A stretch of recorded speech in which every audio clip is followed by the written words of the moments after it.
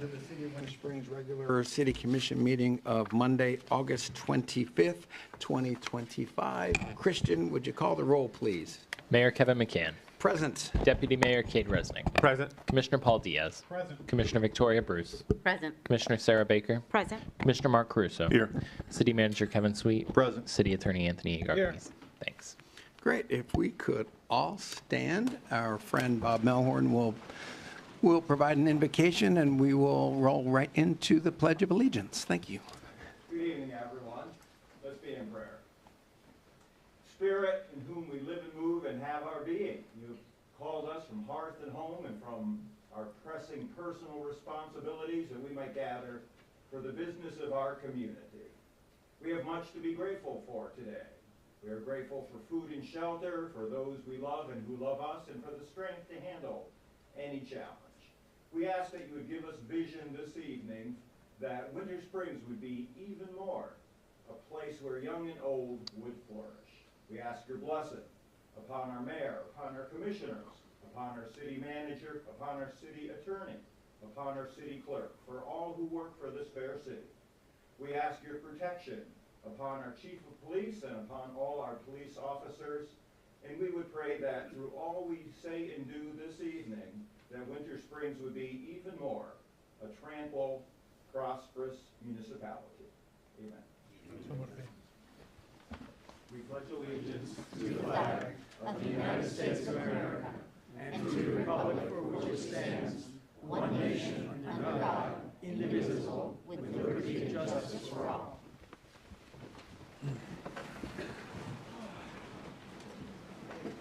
Okay. All right. So let's see, to begin with, I'd like to welcome a neighbor, a friend, and our friend, Colonel and State Representative David Smith.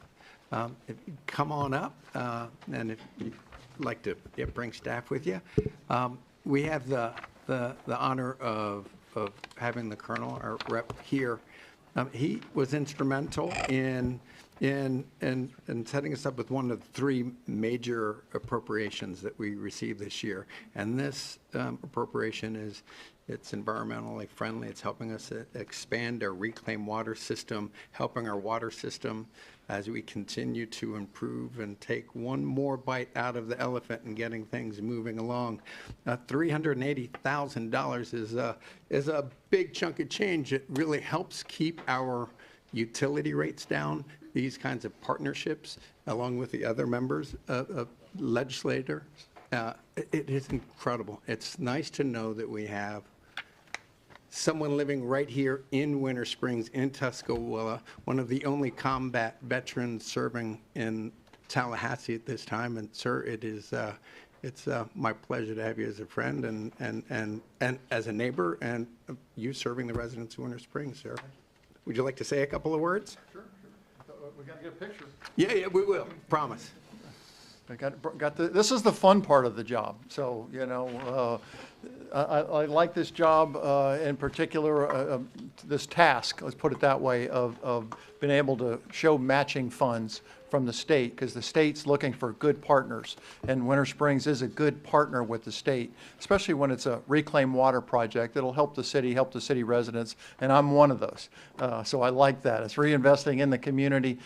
We've done a lot of, we had a very difficult, that's being kind, difficult legislative session in 2025 due to factors beyond my control, above my pay grade, we'll say. We did well in the budget. I got 11 of my projects funded. That's $15 million additional dollars coming into Seminole County. The one thing I've learned is the answer's always no unless you ask. So Winter Springs asked, and we delivered in that partnership. Bill drafting and appropriation projects open for filing last Monday. So I know the commission has a process to go through. So if you need help, ask. my home phone number's on every piece of campaign literature I've ever handed out in 8 years. So I'm the easiest guy, certainly the easiest elected official in Seminole County to find and get a hold of. And I'm happy to help once you go through your process and working with the city manager and the commission. We'll like to deliver in 26, which will be my 8th legislative session. Remember, we have term limits. So I'm in my 4th and final term in the House. I'd like to bring something home for my hometown. So let me know what you need. Answer's always no unless you ask. So thank you. Thank you, sir. So, do you Appreciate want to it get a very picture? Or? Yeah,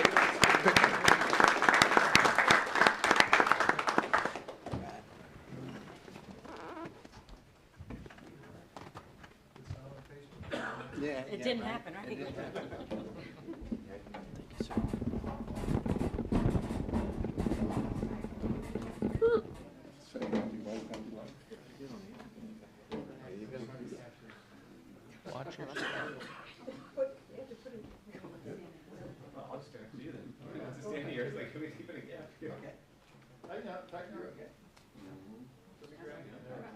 Sorry, take that pressure off. Can we straighten the check a little, drop down a little this side? Thank you. Do you want to measure this?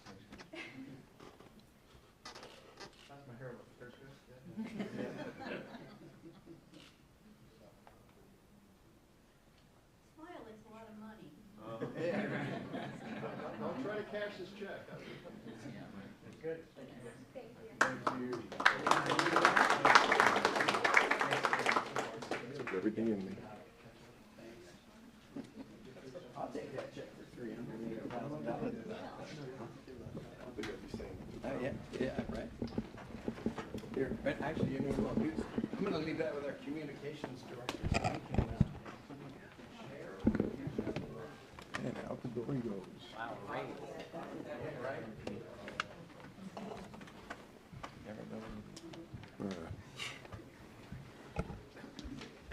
Okay. All right. Okay, so we have nothing on the informational agenda other than a reminder of the plethora of information to be found at winterspringsfl.org. There really is a tremendous amount of information there, whether it's budgetary information or coming events or all kinds of different things. It's all there. Public input. So anyone who wishes to speak during public input on any agenda item or subject matter will need to fill out a blue public input form. Individuals will limit their comments to 3 minutes, and representatives of groups or homeowners associations shall limit their comments to 5 minutes unless otherwise determined by the city commission. Reminder, it's not a time for questions and back and forth. It's a time to be heard, make a statement, and be on the record of your opinion or your feelings about something. Okay, let me take a look here. So, all right, I've got 3 here. We'll start with, it looks like, is it Rebecca Dobo?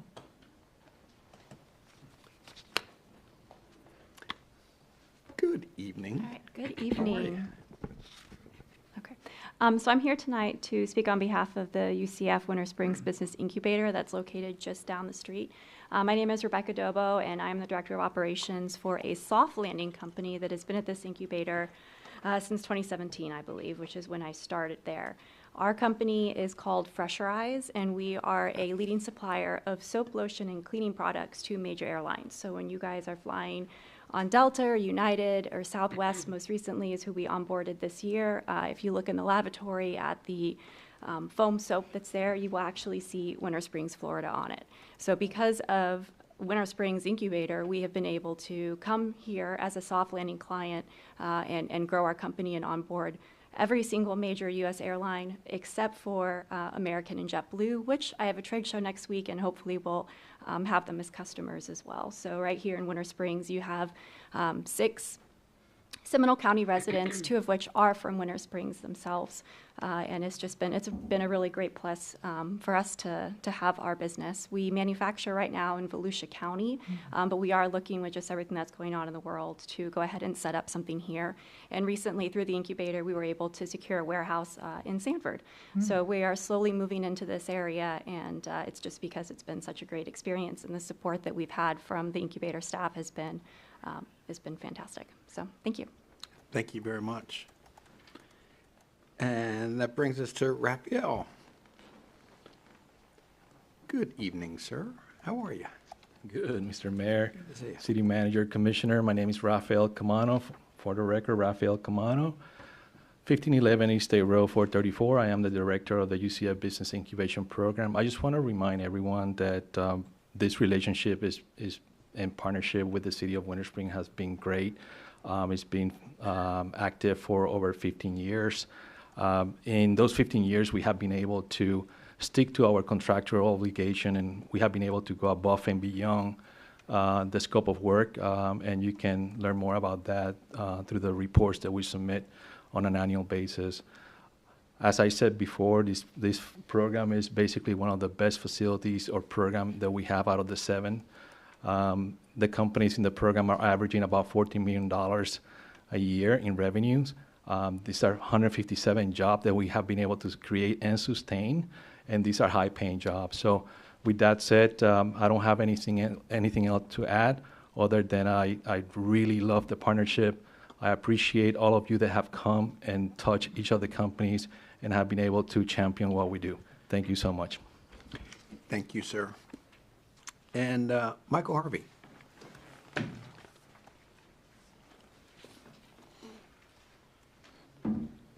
Good evening. For the record, Michael Harvey, 1511 East State Road 434. My name, I own a company, a cybersecurity and technology company, and I'm part of the incubator. I'm here on the behalf of, how can I say, I'm here to go ahead and speak as to why we need the incubator here in Winter Springs. They've been fantastic at helping us and other businesses grow, establish here within the community, as well as bringing innovation, bringing different organizations that thrive and feed back into the economy. And that's important, right? As a veteran, I can tell you that I've been to parts of the world where there's a lot going on, but being home and being able to make a difference in the community, and especially from an economic standpoint, but not only that, building the relationships. The incubator is doing some incredible things, and that's what I want to say to everyone. Thank you. Thank you. Did I see another blue form come around? No. Anyone else that would like to take this first opportunity? Ms. Wiseman did turn. Oh, Ms. Wiseman? Okay.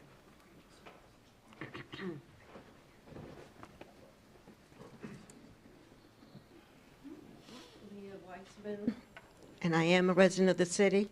For those people that don't know, they changed the rule last time, right? A little educational moment. If you don't know, we have bears and raccoons and coyotes all around us. And every time I say, I can get you bear straps on your trash can so they can't open them up for free if you want them, I just got to, just tell me. And everyone says, oh, I don't think we can. Well, I checked for the second or third time, because it's different people checking, and you can use bear straps on your trash cans. They will still take your trash, and if you want them for free, if you don't have, the money, I don't even know where you buy them, to be honest with you. I have some, and if I run out, I can just ask for more. So please keep your trash away, and your nice snacks away from the bears especially. Thank you. Bird feeders, right? Well, the bird feeders got to take those in too. Yeah. Anyone else that would like to take this opportunity?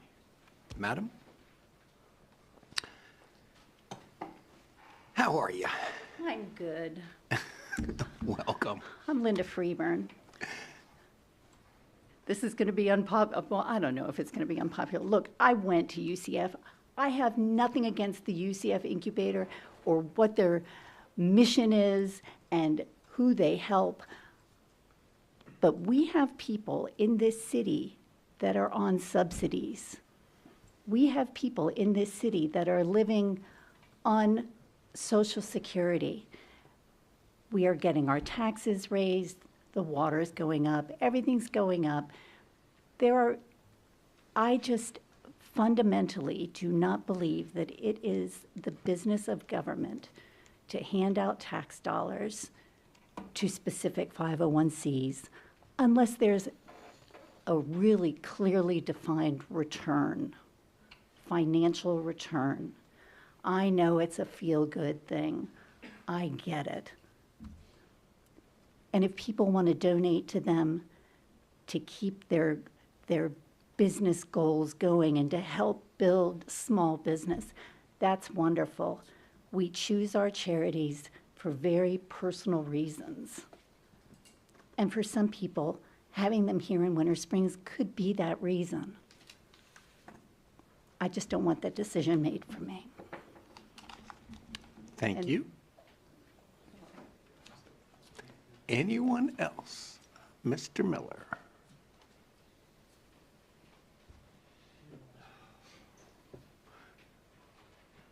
Good evening, Commissioner. What did you do? It's later. Yeah, all right. You're okay. Maybe someone will help, you know. Oh, yeah. Thank you. I have a two-page letter here, which it's going to be handed in with some enclosures. And so you can read all of this stuff at your leisure some future time. There was a gentleman here a moment ago who said he was a veteran, served in a lot of foreign places. So most of you don't know my background, but before I came and lived here, I lived in a lot of the outhouses of the world trying to save governments that collapsed because people didn't follow the rules, people didn't listen to their elected leaders betrayed them. And so here in Florida, we have what we call a sunshine law. And there was something that happened here. I wasn't here, unfortunately, I was in Washington, but something happened here 2 weeks ago, which I have never, in my time, both with government and in sitting on a commission up here for 12 years, in the middle of a very controversial discussion, former mayor, realtor, Paul Partika, took a pack of papers and handed them to a commissioner on this dais, who I assume has been to the Florida League of Cities schools where they tell you how to conduct yourself in public, how to conduct your private life, et cetera, et cetera. She didn't hand him, didn't say anything, and then started to raise a lot of issues, I believe, based on the video I watched, based on those documents that Realtor Partika gave her. It then went to a vote, and Realtor Partika's position was rejected 3-1. The one who didn't object was one of your commissioners, who Paul Partika gave these papers to. He then went up after the vote and retrieved the papers from her and left. He walked out. What was in those papers? That's not my point. I leave it up to all of you to decide whether or not this is a serious violation of, because when the question was asked, where are the papers? Well, couldn't find them, but they were found the next day and handed in to the city clerk. This is one of the most egregious public displays of violation of the Sunshine Law that I can think of, right in front of everybody in this audience. And it's on film.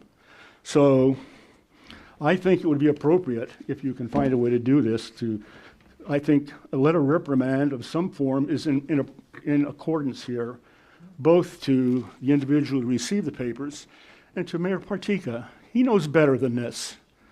I have never seen anybody in any of the commission meetings I've attended in the last couple of years here, I've never seen anybody walk up to any of you and hand you papers, and then you begin arguing from what it was that I gave you, and everyone else, most of you didn't see what happened. You're all listening to that man right there tell you why you didn't really have you had a bulletproof case against former realtor, Paul Partika. So I'm going to hand these in to the clerk, and you can review them at your leisure. Thank you for listening. Thank you, sir. Anyone else that would like, Miss Benton?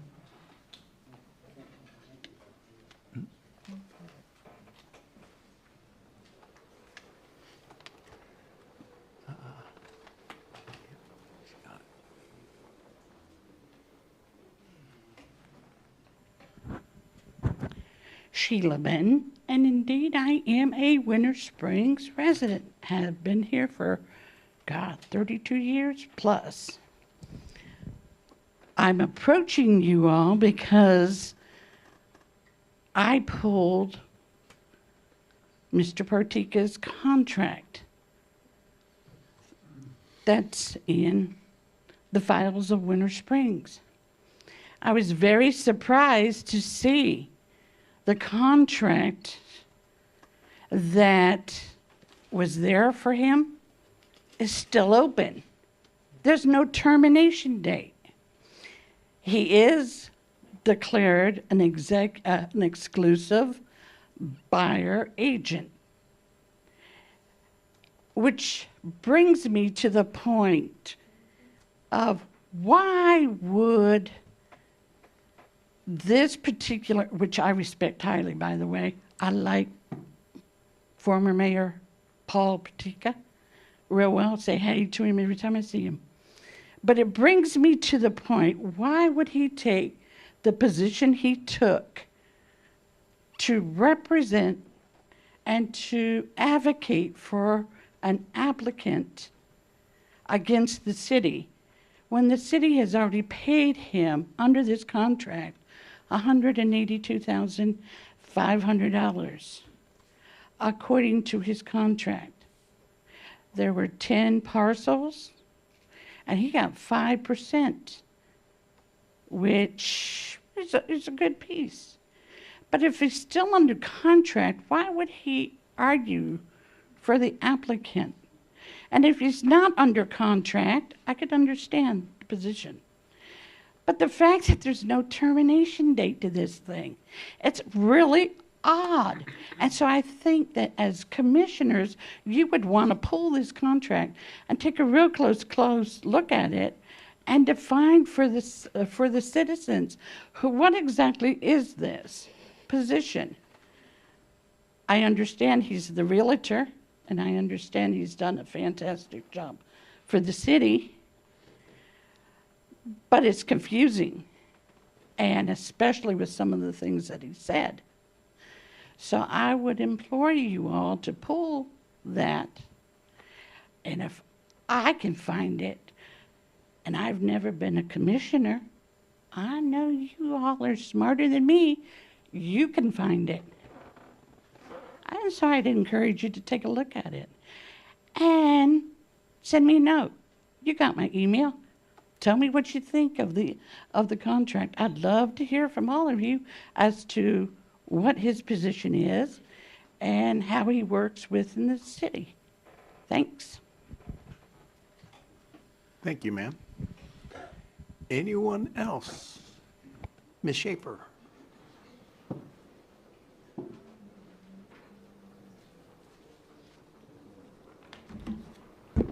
Gina Schaefer, the Winter Springs Village. I just want to say how much I was in shock the way the past Mayor Partika addressed the City Council at the last meeting. During the regular agenda, Mayor Partika and the attorney that was representing the property on 434 was up here, and it was out of order. This was a regular agenda item and not public input. You all should have called that out. He and her put on a show for us like we were in court. He did not follow Robert's Rule of Order. One of you could have said, you need to remove yourself at this moment. I could do the same thing, just like him, during any time. But I know how to act, and I would think he would know how to act. I also Mr. Parteka handed District 2 Commissioner a piece of paper during the regular agenda item. What's the deal there? That's not ethical. If I went up and handed any of you a piece of paper right now, is that ethical? No. I try not to use commissioners' names when I talk. I call you by your district out of respect for you. However, the past mayor repeatedly badmouthed our mayor. And I am here to say that that was disrespect. And I am ashamed that none of you said it was disrespectful. The mayor, our mayor now, with all due respect to you, Mayor, he was disrespectful and you kept saying he's my friend. With friends like that, who needs enemies? I also was totally shocked when it came to light that he's the exclusive realtor for our city and the way he acted. Lord have mercy on our souls. I believe action needs to be taken place on him, and I'm calling you all out to do something about it. There are enough realtors in this city that want some action, okay? I see them advertising all the time. This needs to be addressed. I want you to sanction him in some fashion, and he must address you in a proper manner from now on, or Sergeant of Arms, remove him. Thank you.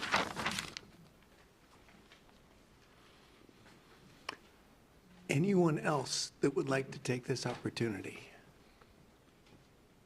Okay, if there's the last call, then we'll close public input at this time and we'll move on to the consent agenda. There are 2 issues there. Is there any discussion? Not seeing a discussion, I'll make a motion to approve the consent agenda as presented. Motion's made by the Deputy Mayor. Is there a second? I'll second. Seconded by Commissioner Baker and Christian. Commissioner Crusoe. Aye. Commissioner Diaz. Aye. Commissioner Bruce. Aye. Commissioner Baker. Aye. Deputy Mayor Resnick. Aye. And motion passes unanimously. That then brings us to the public hearing agenda and item 400.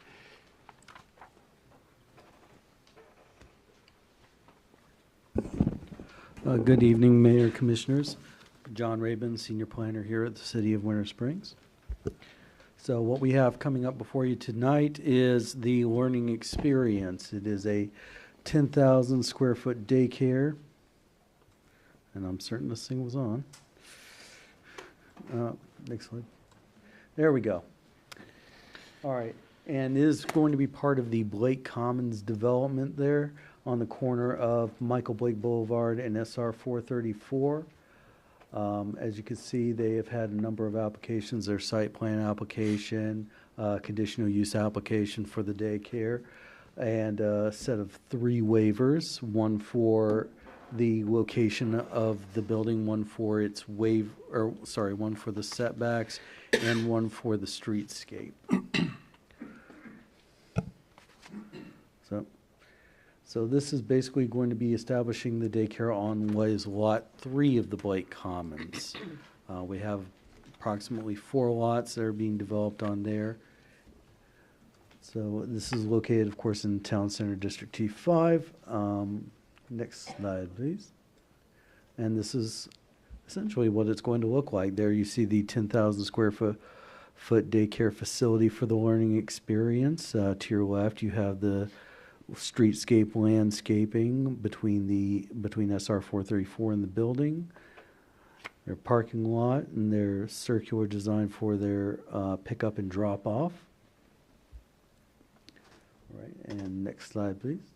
And this is actually their artist's elevations for what it's going to look like. It's going to be very similar to learning experiences, other facilities within the area. All right, and next slide, please. And so what we're doing today is recommending from the Planning and Zoning Board that the City Commission approve FEDB 2024-009 with the following conditions. The execution of the development agreement, you all should have an updated version of that before you. The approval of the project is contingent upon approval of the Seahawk Cove Extension Blake Commons final engineering plans, including that which provide the access, utilities, stormwater drainage.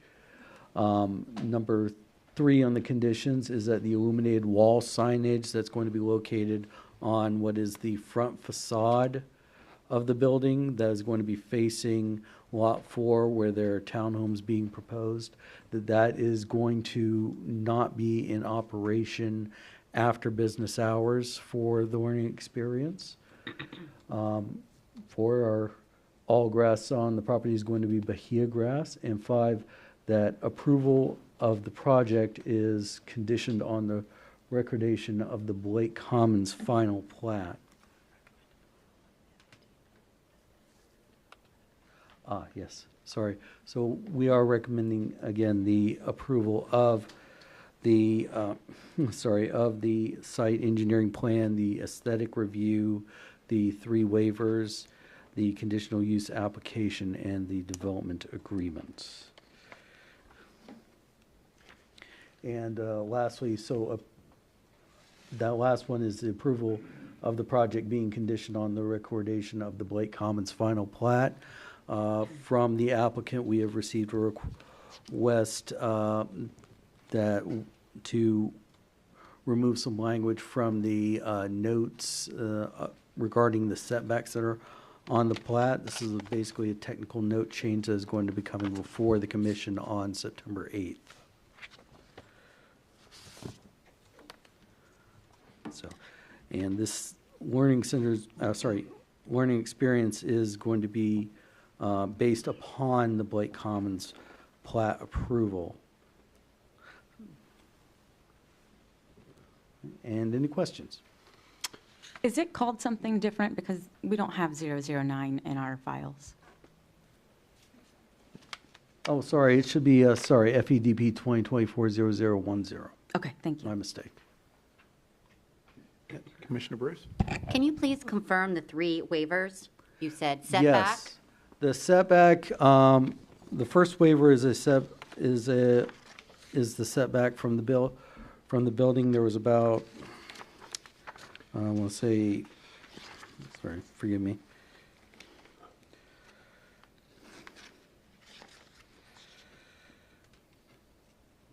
All right, so essentially they were requesting a difference in the setback for 15 feet instead of the normal 25.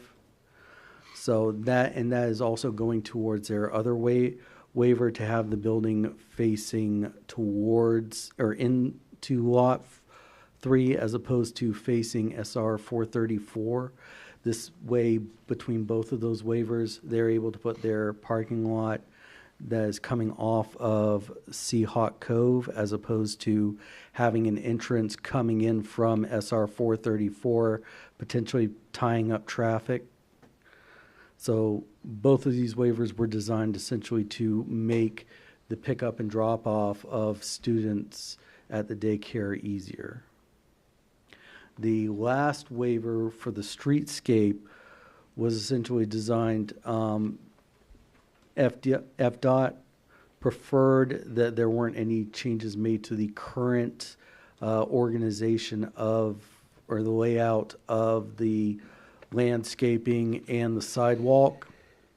So that necessitated a waiver in the streetscape requirements for the order of the landscaping, the sidewalk, and the measurements of each section.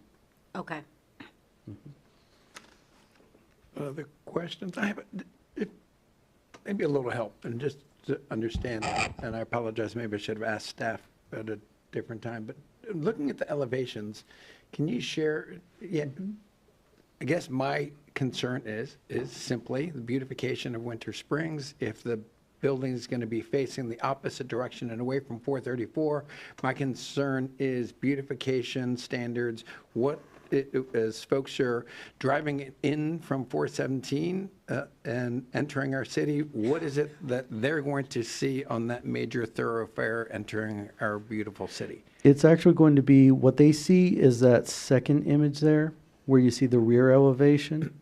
And that's been designed specifically to mirror a front-facing facade, even though that's the rear.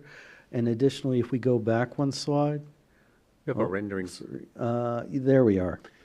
Yeah, I think So mine won't they'll be load. able to see the lovely trees and shrubs between that rear facade and the street. I see. Yes, sir. Thanks. If mine wouldn't load, I don't know how that, it And that just would wouldn't look- pull up. That would be the actual entrance there. Thank you. That's what people on 434 would see. So the back of the building will be showing along State Road 434? Yes, ma'am, but it has been designed in order to increase the attractiveness of its appearance, in addition to having the landscaping that will help beautify the land, or beautify the property. Will there be, then there'll be signage on the back? Yes, ma'am, there is. And can you confirm, so instead of the setback being 25 feet, which is in code, they want to be closer to the road at 10 feet? Is that what that means? 15 feet, but that's 15. basically because they needed the space there for their parking lot and the pickup and drop-off area.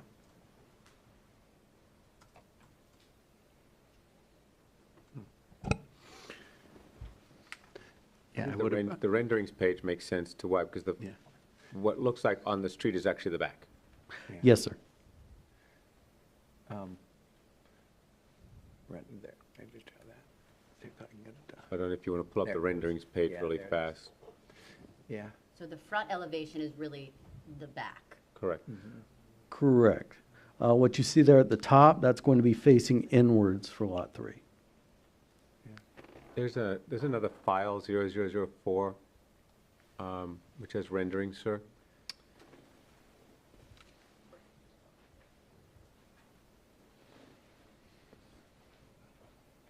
Yeah. Slide one over. There. Oh, that's facing. One more. Dreamfinders. There. That's No, facing that's the- Dreamfinders. Right, so that's the back. Correct. So that's where people Okay. go into the entrance, so that's where they would walk into the learning center. Yes, sir. It's a lot like, not exactly parallel, not exactly, but if you go to Choices, they're like kid drop-off and everything's actually around behind it, but the part that faces the park and basically the street has a, has a different look, so, yeah. Yeah. Well, the daycare across from, if you go to the daycare across from Choices, it's the exact design as the daycare across from Choices. Oh, there you go, that's right. Yeah, that's a better example. Good point. Whatever. Yeah, Primrose. in all honesty, I think I would have preferred having a little more green space and a little, and kept it 25 foot with more trees and beautification, but at the same time, I wouldn't stop it. That is a hedge Yes, sir. line that's. And running there. I'll point out that the renderings don't show what would be the final approved landscaping for this. Okay, Yeah, those were available on the site plan. yeah. Again, I don't know that I would necessarily stop the project or come out against it, but any beautification that they can do, it is genuinely appreciated, and if representatives are here, here, we would appreciate it. As a resident and as somebody who cares. Yes, sir, sorry, sir. No, that's okay. We did have those conversations with them, which is why you see even more trees than what they initially proposed. Thank you. Further questions? Commissioner Crusoe, I'm sorry. I'm playing by the rules. Thank you. Thank you, appreciate that. You might not know this answer, but do you know what the student population might be?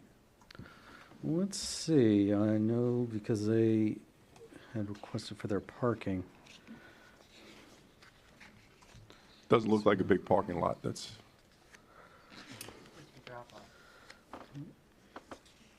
Yes. Yeah. Oh, yes.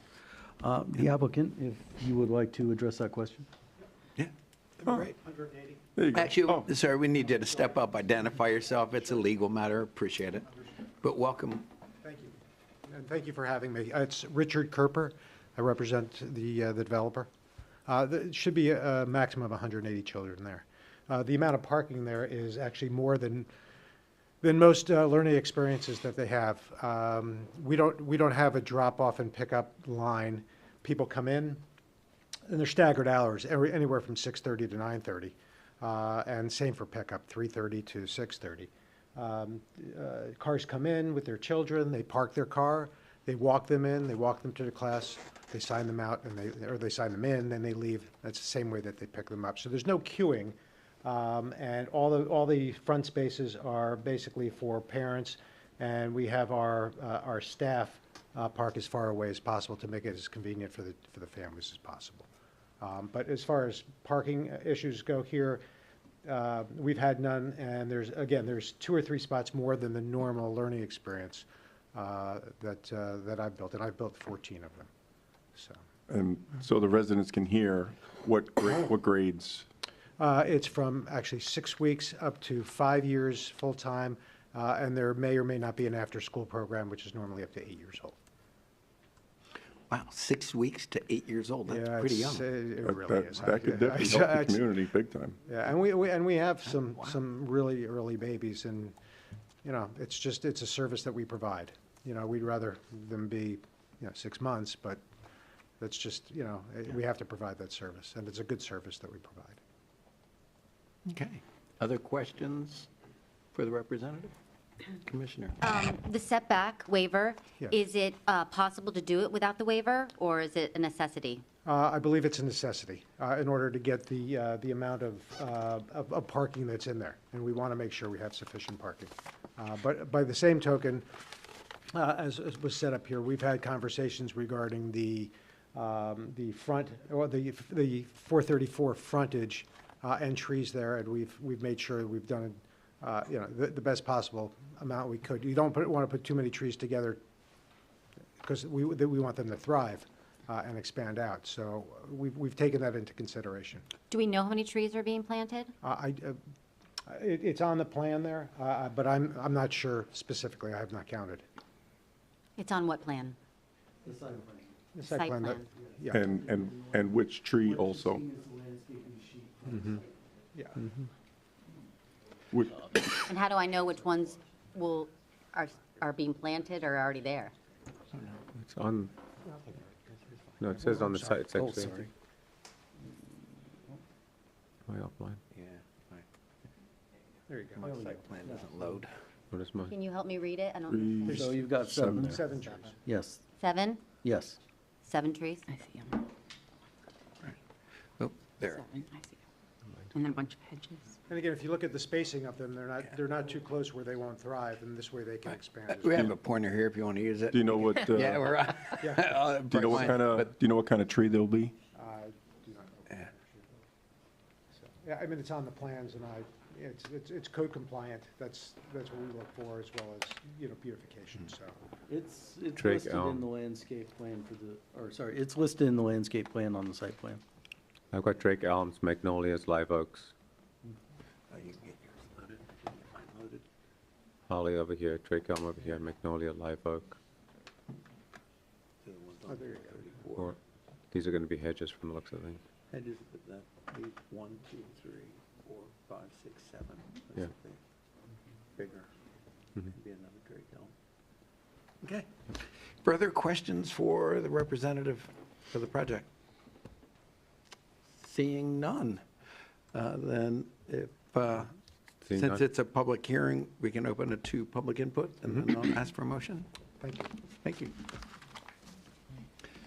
Ms. Schaefer, I see your hand.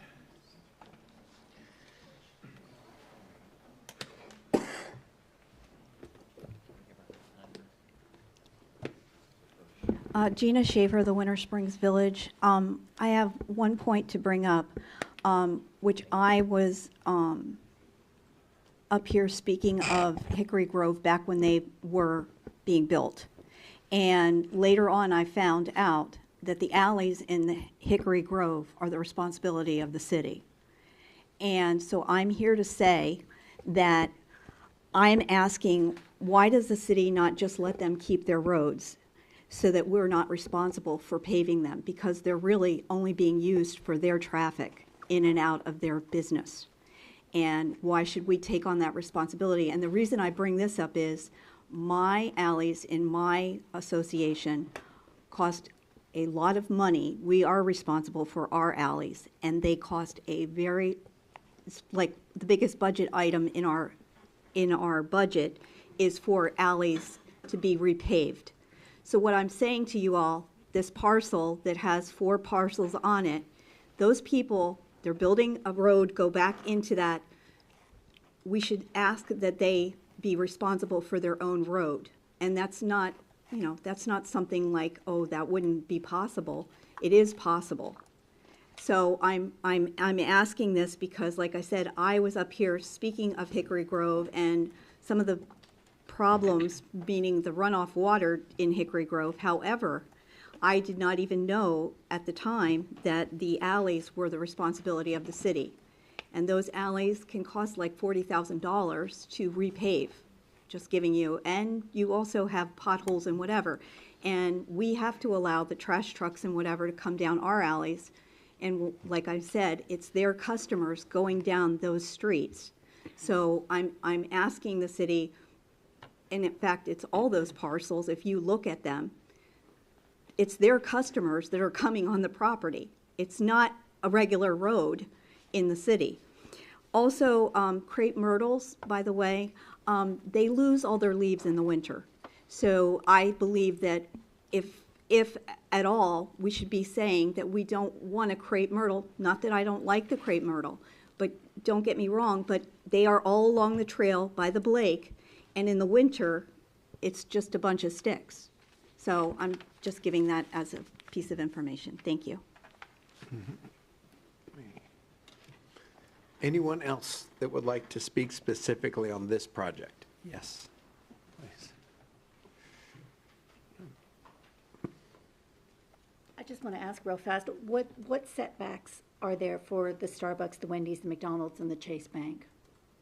Are they 25 or are they 15? Would be nice to at least keep them consistent. Just Thanks.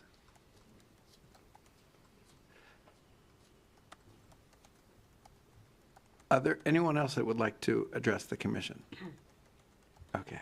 I would like to admit, and I know we don't normally do that, but that setback is it's changed a lot. Everything from the rise is one thing. The senior facility across the street from this project is 15 foot or less.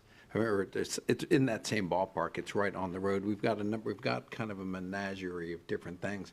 The whole goal is trying to set up enough room and making sure that we have beautification standards so that as people are entering our community, that it has the look that we want. But we've got a mix. So I was just trying to remember, and so when there were questions, and again, I understand we don't normally do this, but there were, so Michael Blake Boulevard is a city street, and then we had, and then, am I correct, as you come in on Michael, what is that, Seahawk Cove Road is going to be east to west? I'm not sure if I should be asking Tara Lynn. So the city, so the city will own that road, or we have responsibility over Seahawk Cove Boulevard or road? Correct. Tara Lynn, World Director of Community Development. The Commission's previously approved the final engineering and site plan for the Seahawk Cove Extension project, which will come to closure with the platting of those lots being referenced. So you've already approved that. Seahawk Cove will be extended. That's the street behind the bank, Wendy's and Starbucks, east of Michael Blake, and will be a city street same as west of Michael Blake. Thank you. I appreciate that.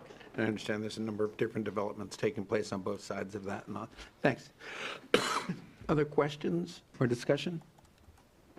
And I appreciate the patience with that. I was actually curious, just needed a reminder. And if there is none, then I will close public input and ask for a motion. I'll make a motion to approve item 400. Motion's made by the Deputy Mayor. Second. Seconded by Commissioner Crusoe. Christian? Commissioner Diaz. Yes. Commissioner Bruce. Yes. Commissioner Baker. Aye. Deputy Mayor Resnick. Aye. Commissioner Crusoe. Aye. Great, and motion passes unanimously. That brings us to the regular agenda. Item 500, discussion on the use of Arbor Fund revenues. And Commissioner Bruce, I believe you brought that up. Yes, thank you so much. After visiting the Arbor Fund revenues and expenses, it came to my attention that all or most of the expenses or income is being utilized for trimming and maintenance of plants and not for planting new plants. And we actually paid more money in removing plants than planting plants recently. So I'd like to consider revising the code so that the language is changed from maintenance of trees and landscaping for the right-of-ways to actually plant new plants.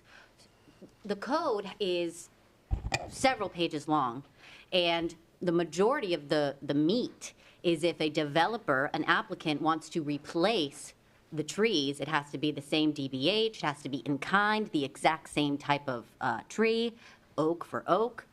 But then it gets into this tree bank fund, and you can just put in money, and then those funds are not utilized for a new tree to be planted. They're utilized to fund our crepe myrtles, which is another discussion. I've been hearing a lot from residents, and I don't know protocol, but it looks like our crepes may have been topped and therefore destroyed. I also see the crepe myrtles along the right-of-ways have mounds of mulch, which is also not good practice. And I've approached this to city staff with no response yet. And I know Mark Caruso, you had mentioned several months ago about the crepe myrtles being trimmed, and I didn't really understand where you were going with it. But after further evaluation and having a lot of residents reach out to me about why is this being done, I started looking into it more. But my main concern is let's plant new plants for the trees that are being removed. And not only would they be, like for like, but I'd also like to evaluate littoral plants. And I recently found out yesterday that that's what Oviedo does. They recently changed their code to allow that. And since we're having so many problems with our stormwater retention ponds with water quality, this would be the most advantageous process to clean the water, to have littoral plants in our ponds. So just wanted to open that up for discussion, make sure that you were all aware of this. I'm trying to make lemonade out of the lemons with this horrific Cove Catalyst project that has put me in a really bad position, and I want to make it very clear that I have more heart for trees than anybody. And I believe that anyone in Winter Springs does as well, because who doesn't want clean water and who doesn't want to have air quality that is at its highest. So I want to make sure that we are offsetting our loss. I've been doing wetland mitigation banking for 21 years. There's a lot of similarities. There's a lot of differences with arbor mitigation, and I'm starting to understand it. But I see a lot of issues. There is no spreadsheet that shows this is the money we got for this project, this is what we spent on it, how did we offset it? There's no detailed information whatsoever. So I think it needs to be readdressed, and I propose a ordinance be reviewed for us to possibly discuss. Other comments or discussion? Okay, I think that there is some, as happens with detailed things like this, if I can, I'll take my turn. I'd like to maybe run through some very specific numbers. I'm not sure if I kind of read off, I'm going to read off some budget items. I don't have something that's ready to be prepared. It's something I was just looking through and just reading. If I read something off and give a dollar amount, is there a way of projecting that up on the screen? Can somebody type for me and put it up on the screen? Is that possible? Just go ahead and. Yeah, that's that. okay. I think it all kind of comes together. So what we have is we have developers that come to the city, and we're looking all over the city, or it feels like right now, massive clear cutting of trees has to be done for these development projects to come through. So in the 2026 budget that we're in the middle of really negotiating, and maybe if you say, maybe just type Arbor Fund 2026. And if there's any way of making it bigger, that'd be great. But that is $920, we'll call it $925,000. That's a lot of money, okay? And that money is primarily from those developers that come in and clear cut our trees. That's the, if I'm not mistaken, and I'll ask the city manager maybe to just correct me after I kind of run through this. Let's run through a couple of the items here. Our tree giveaway, if you'll type that. Sorry, Arbor Fund 2026 is $925,000, roughly. Okay, making up that nearly $1 million, we have our tree giveaway is $50,000. In the budget, tree removal, that's dead trees, laurel oaks, those kinds of things, right? That have very short life expectancy, $40,000. They have to be removed for safety. Actually, it was about 40,000, but I think we'll be ballparking these is, but $5,000. Park tree maintenance, so trees specifically within our parks, $75,000.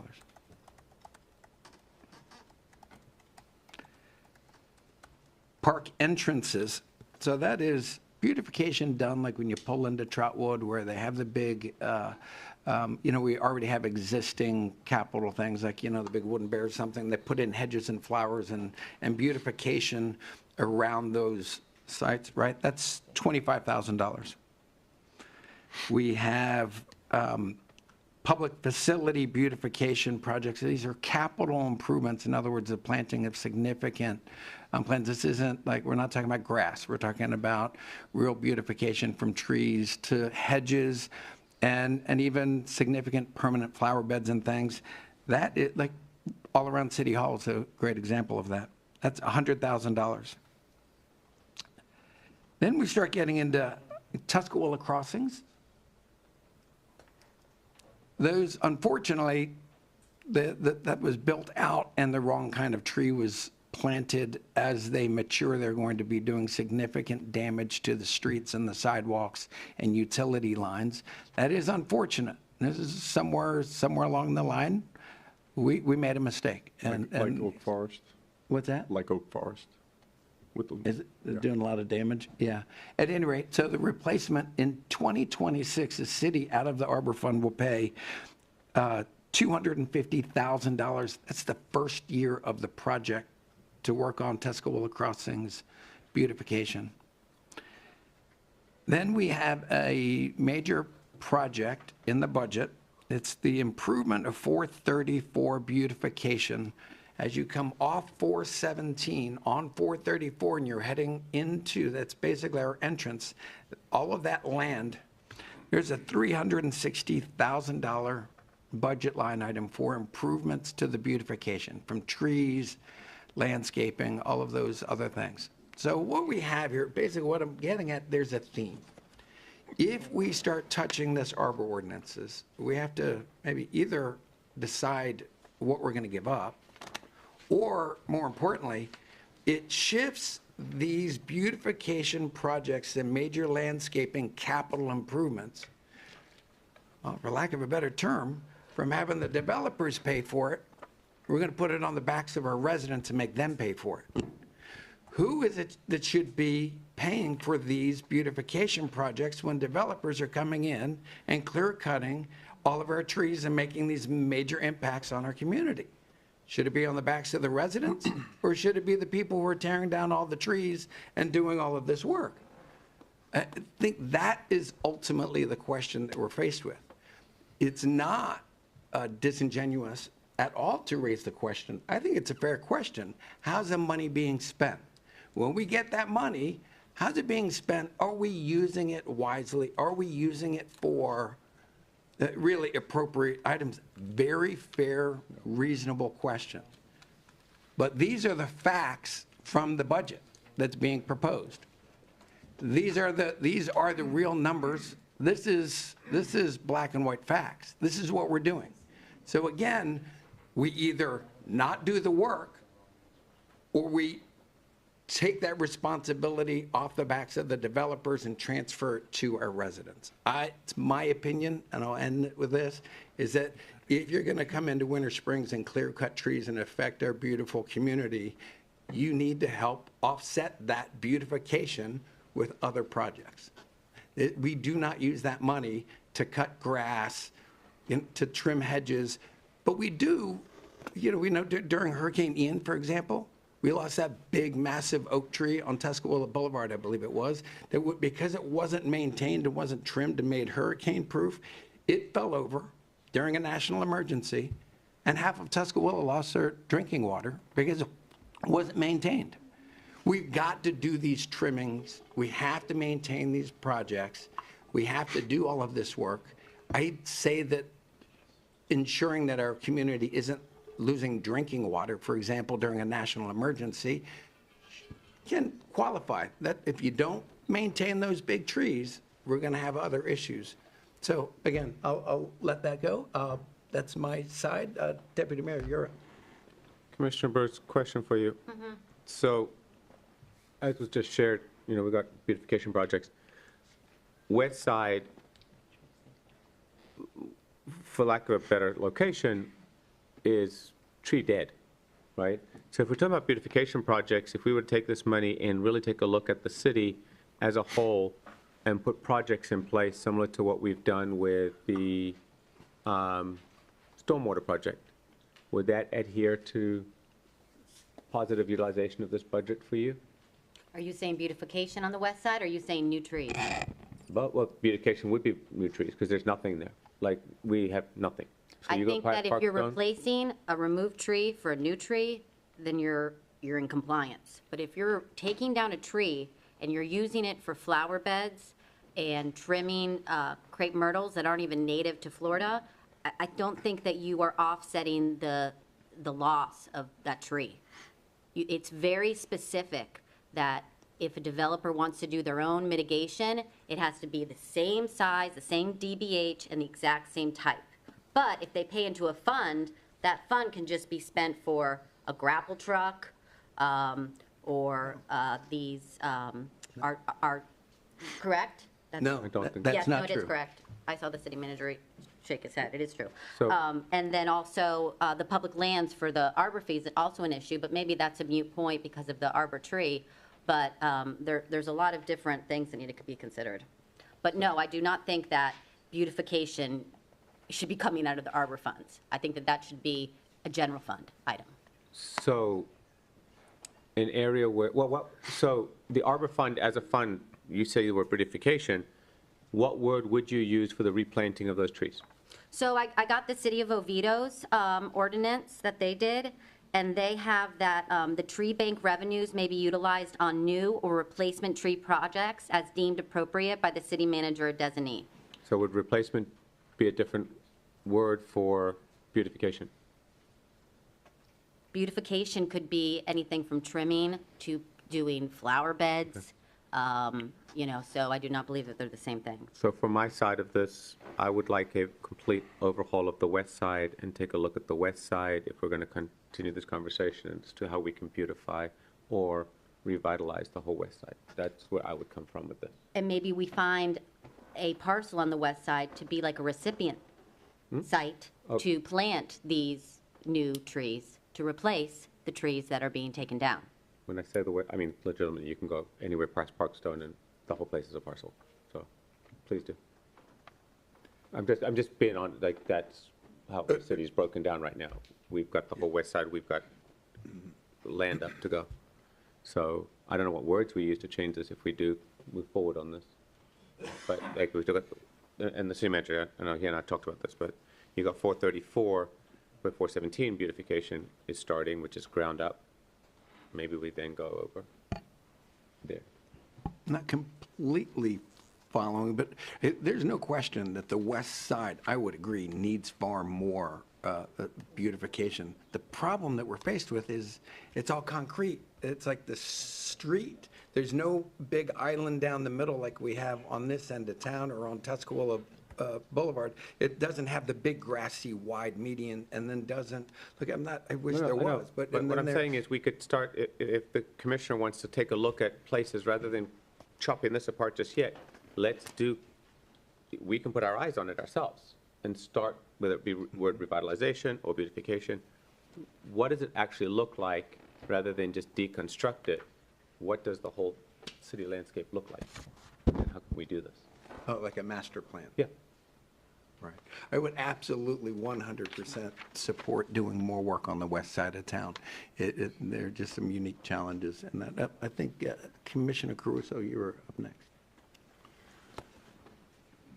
I'm no landscape professional, but I kind of agree with Commissioner Resnick that the west side definitely needs it right now, more importantly than down by the 417.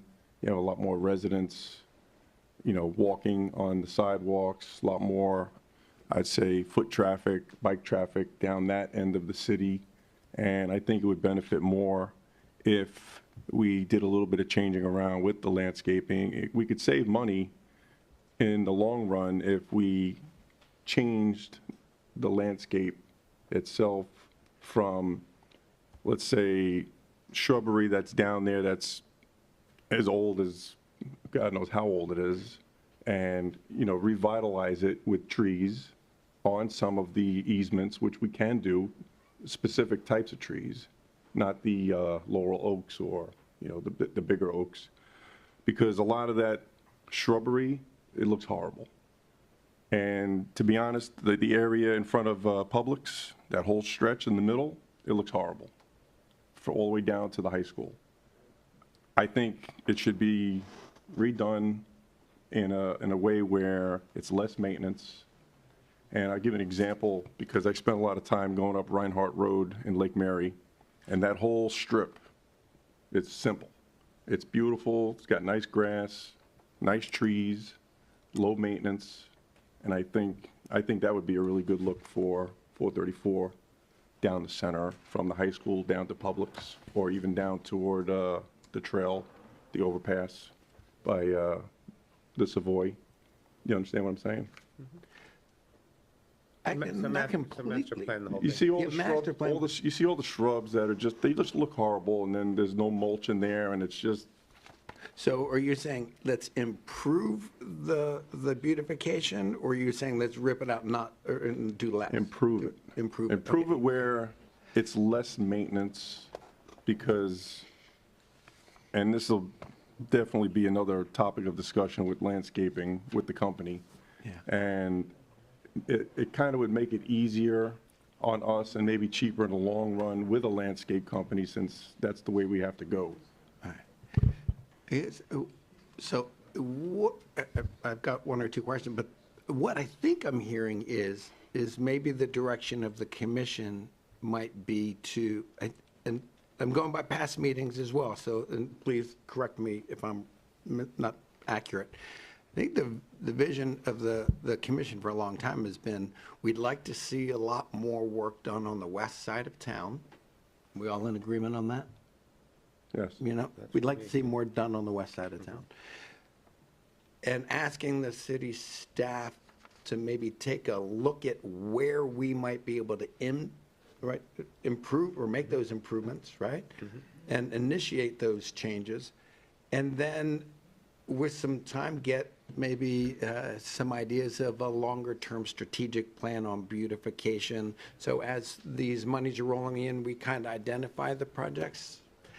One last thing Mr. before Brian speaks, Dunnigan. and Yeah, I think yeah. I know this is it's an issue, and city manager can correct me if I'm wrong, but I know it's a staffing issue that we have a little bit of a shortfall on, and I guess we have to deal with that also, with getting some of that work done.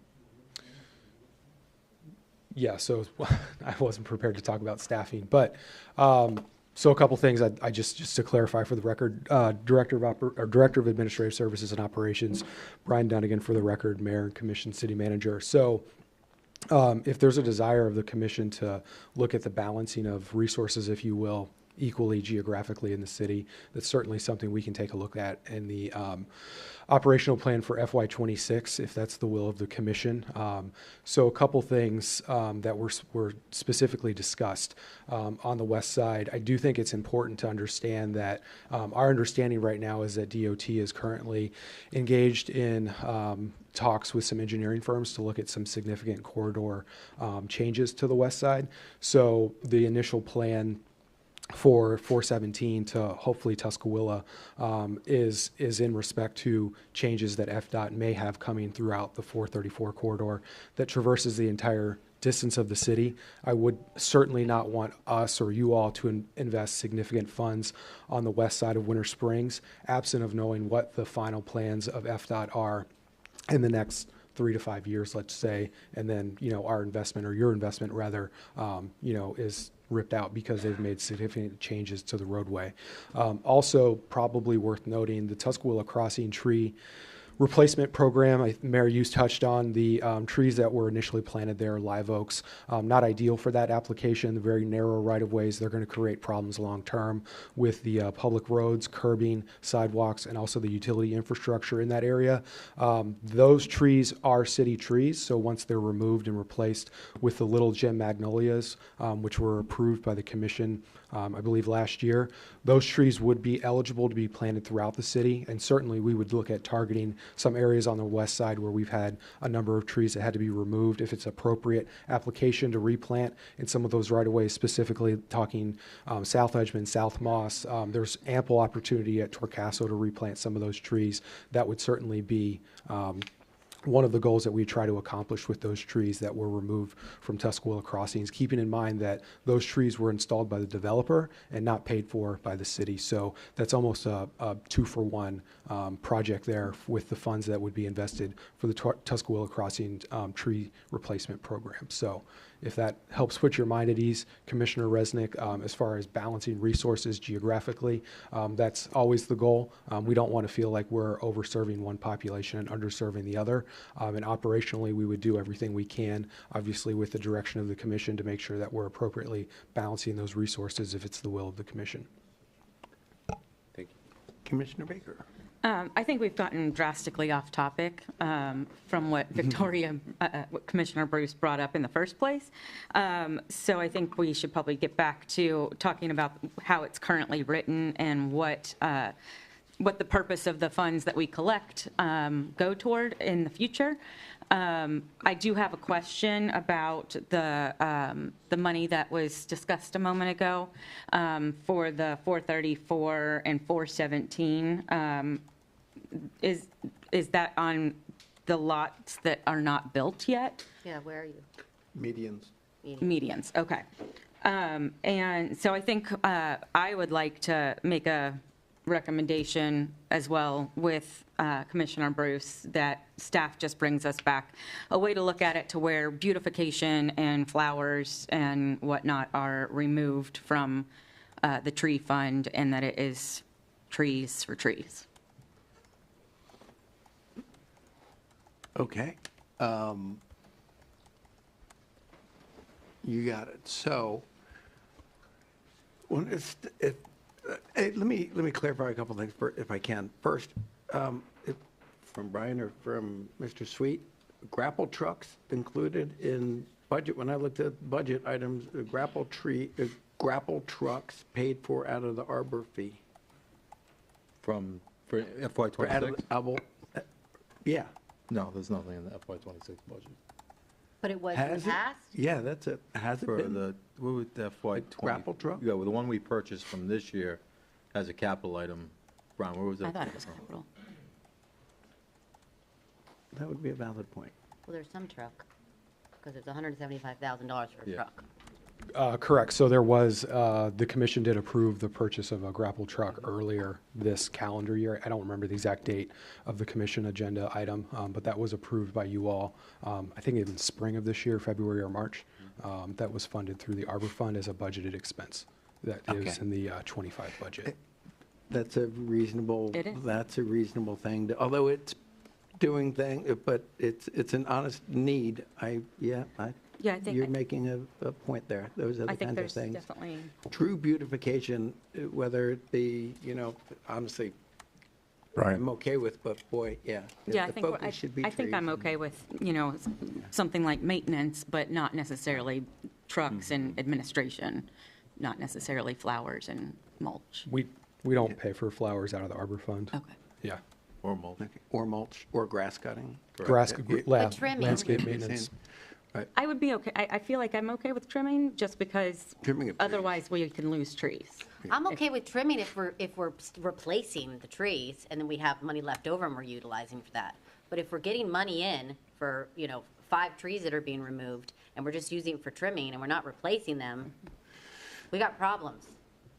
And these, and unintended consequences will be established because of that for our city and the tree canopy. Okay, so and quite frankly, I do stand corrected, I did not recall and didn't see it, because I didn't look, 2026 budget, didn't see the grapple truck, and I hear what you're saying. What we'd like to do is, maybe the direction is now, we understand that grapple truck was very, very expensive, and those kinds of expenses will be moved to the general fund, which the residents are going to be paying for, right? But one other thing, just to be clear, remember that the Arbor Fund it does go up and down, some will have some influx, but that all kind of goes to we don't need to.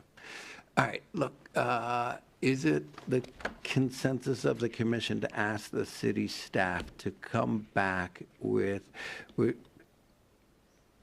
it doesn't seem as if there's resistance to stopping things like trucks from being taken. We don't want Arbor fees or Arbor Fund to be used to buy trucks. We want it to come back with a couple of suggestions. Is that what we're asking the staff to do? Yes. Does someone have a motion? Yes, No, that- I can do the motion.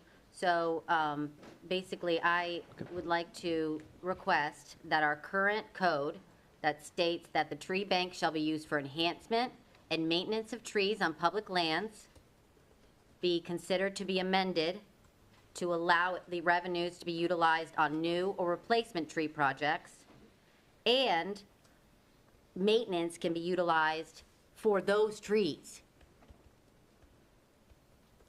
Like Oviedo has, they say, and that's the motion, so I'll stop there, but if I can keep going, it's tree bank revenues can be utilized on one or multiple trees, which may include irrigation, mulching, hedges, littoral plants, and other requirements to complete a new tree installation project. So they do maintenance, but only for that tree that they have replaced for the loss. Can we bring that all back for a very detailed discussion, maybe in a workshop? Because as you went through all of that, there's stuff in there that we don't currently do and stuff that we do. I appreciate the motion, but I think this is a much bigger than just, that's very micro. Maybe we need to workshop this. Yeah, I think we definitely need to clarify. I think that might be a little too extreme. I think, but there's some valid points that the commissioner's raising. valid, right. Very valid points that you're raising. And I think that we've all, learned, hey, there's some things maybe now that our trees are really getting into, we're really talking about them a lot lately. Maybe there's some things that we can do better. Not against that conversation at all, but I wouldn't want to go too dramatic without a real in-depth, what is that going to do to our general fund and the tax base? But certainly some changes can be made. And possibly the parks should be, the park entrances and park tree maintenance should be paid out of parks. All right. Commissioner Caruso, you've had your button lit for a while. Oh, thank you. Hold on, put a motion on the table. Yeah. What, did you want to let her? Finish Okay, that the first. motion is Yeah. there. His button was lit long before the motion That's was okay. made. But I'll wait. And she went first, and, okay, you'll wait? Okay, thanks. But is there a second? All right, so the motion has been made. Is there a second? Is there a second? Okay. Failure of a second at this point. We'll continue the conversation. Commissioner Caruso. Real quick, Brian, the truck that we just spoke about, will that be used to trim the crepe myrtles as well? No, we, that service, so to clarify, crepe myrtles, looking back to the last few years, has not been funded out of the Arbor Fund as a operating expense. I can't speak to you know, how far back I can look. If that's never been funded from the Arbor Fund, I can't speak to that, but at least the last couple years that I looked at, that was not funded as a activity out of the Arbor Fund. And Commissioner, more direct to your question, that's a service that we contract out. I know. We don't have the I'm just resources. trying to save money Yeah. somewhere, Understood. and that truck can come in handy for that. Mhm.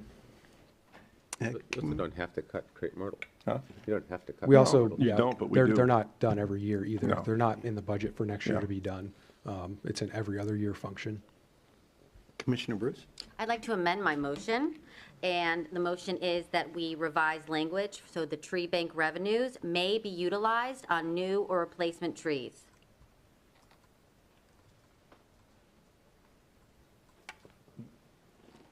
So just understand, so the Arbor Fund money can only be used for replacement? We don't have to use the word only.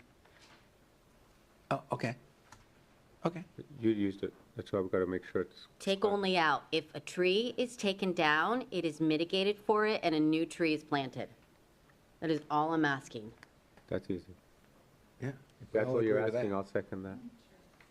Well- So a tree is taken down, Replace it. replace it. With a tree that will size. not destroy. That's correct. Well, wait, hold on, but now there's a little bit of reality check here. You can't replace, you can't always go and plant the exact same size diameter. If they are removing a big tree, you can't buy, or they don't have farms where you go. And then the ability to move a tree like that in is So it doesn't astronomical. have- What you do is you plant, It doesn't need to everybody, be like for everybody, like, hey guys, one at a time. If I can finish my point here, what you can do is replace, so you have that one big tree that comes down, you replace it with 5 others that in, 10, 20, 30 years will all But be in our bigger. code, if a developer does it their own, then they have to do it that way. They have to do the same size and the same type of tree. So why aren't we requiring ourselves thought- to do the same, is what I don't understand. I thought they could do 5 smaller ones to match the size of that one little one, It's- that one big one. Hold on. It's called tree credits and the things. Anthony, would you like to take a stab, or do we want to have somebody else take a stab at explaining the tree credits in lieu of that ability to replace a fully mature oak tree? Staff may be able to do a better job, but the way the ordinance is drafted, depending on the DBH size of the tree, there are certain replacement credits that are attributed per tree, and then those replacement credits are added up. For example, a tree that's 9 inches to 12 inches DBH, that's 2 replacement credits. So it's not a take one tree down, put up another tree. You have to tally up all the tree replacement credits, which means this is what you have to replace. And then there's a landscape plan, and then the developer gets credits to be applied, right, based on what they put on site. So maybe 100, maybe if they remove trees, they have 100 replacement credits, then they have a landscape plan, let's say it only adds up to 50, right? A 100 minus 50, there's 50 balance in replacement credits. And that can either be paid as a monetary contribution to the tree bank, or alternatively, they could also, donate land to the city as an option to get credits. So it's not one for one. But once the money goes in the tree bank, as the commissioner indicated, that money has to be for the enhancement or maintenance of trees on public lands under the current tree code. Maintenance meaning trimming also. Right. Installation and maintenance. Yeah. Commissioner Diaz. Just a little while ago, Commissioner Resnick had mentioned that he was ready to second the motion. I am as well. The only thing is I would ask if Commissioner Bruce would like a friendly amendment to her motion, and I suggest that any instruction we give the city staff to come back to us with, what this is going to look like, include specifically robust internal controls that specifically show dollar amounts, credits, how this credit math is put together, So it is plain and simple where the dollars came from, where the dollars are going, and how they're being accounted for. Please. That's on page 14, 15, and 16 of our current ordinance. Based on credits, credit size, dollar amounts, just so we all know. But the actual internal controls of how it's being, Like, We're not seeing it, yeah. There's none. Well, okay. yeah, what happens is it comes at us and kind of project by project is a problem. What you like is a spreadsheet showing like every project over the last, let's say 3 years, what was gathered, what was, and just overall tighter controls over how the those money was funds. spent. Yeah. Yeah.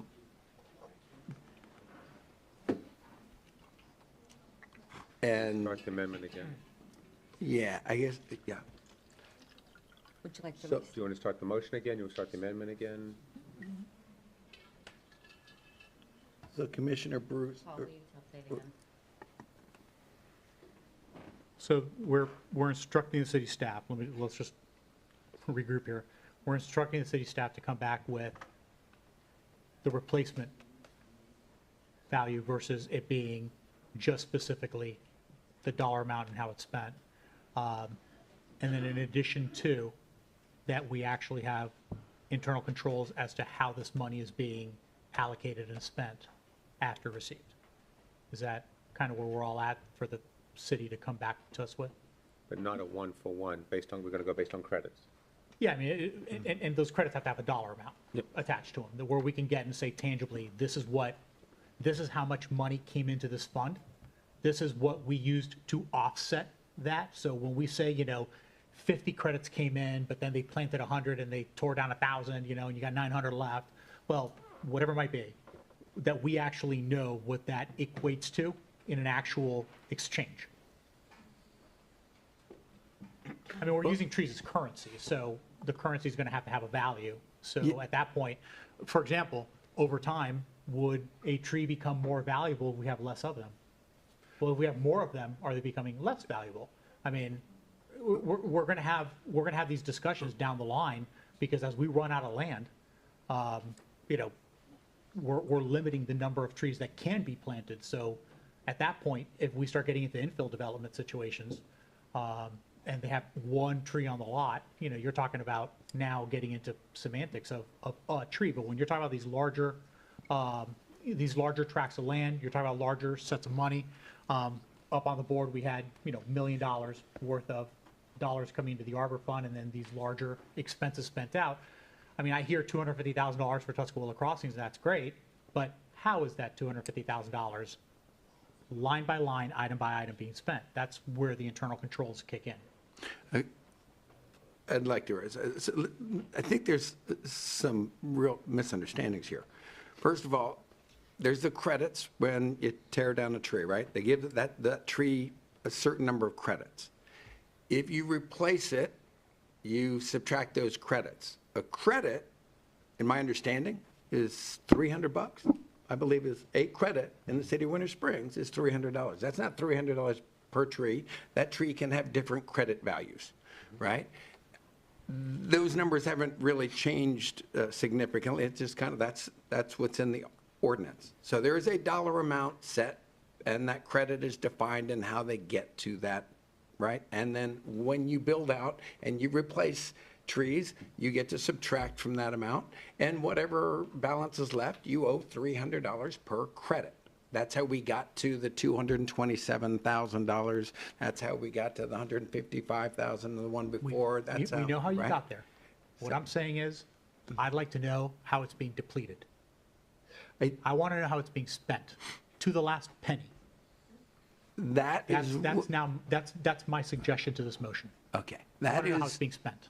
Okay. I think that I would agree with you respectfully. I think our job is to look at budget items, approved budgets, and look at line items. But I do not feel that this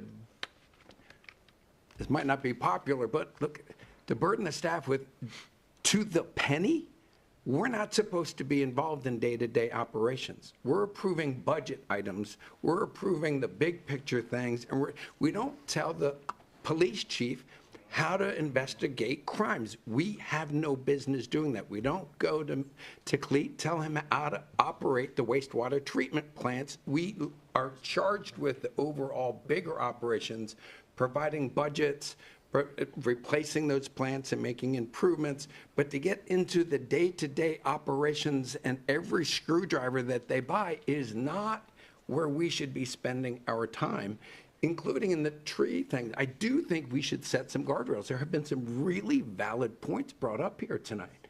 There really are. That we bought a big truck. Look, I went through the 2026 budget. Didn't look back, and I apologize for that. But to take that money away or start threatening that money, and because it's going to get transferred to others, I think we can bring in some controls. We can share detailed information that you're asking for, but I don't think that we should get into every staple on the desk of that Nobody said any employee. staple, Mr. Mayor. Well, you said every penny. You said down is to the penny. unnecessary. I'm It is sorry, to I'm the quoting penny. you down to the penny. The penny, the penny is not a staple. There's a The penny motion is on how the you're table. spending your tree money. Okay, there's a motion on the table. I just want to clarify. Yeah, thank you. Commissioner Bruce, just because we've been in circles. Your motion, please, if I may. Yeah, thanks. My motion is to have staff look into adding language to replace trees that are removed. Okay. With trees. Not shrubs, with trees. Trees. Trees. That motion I will second.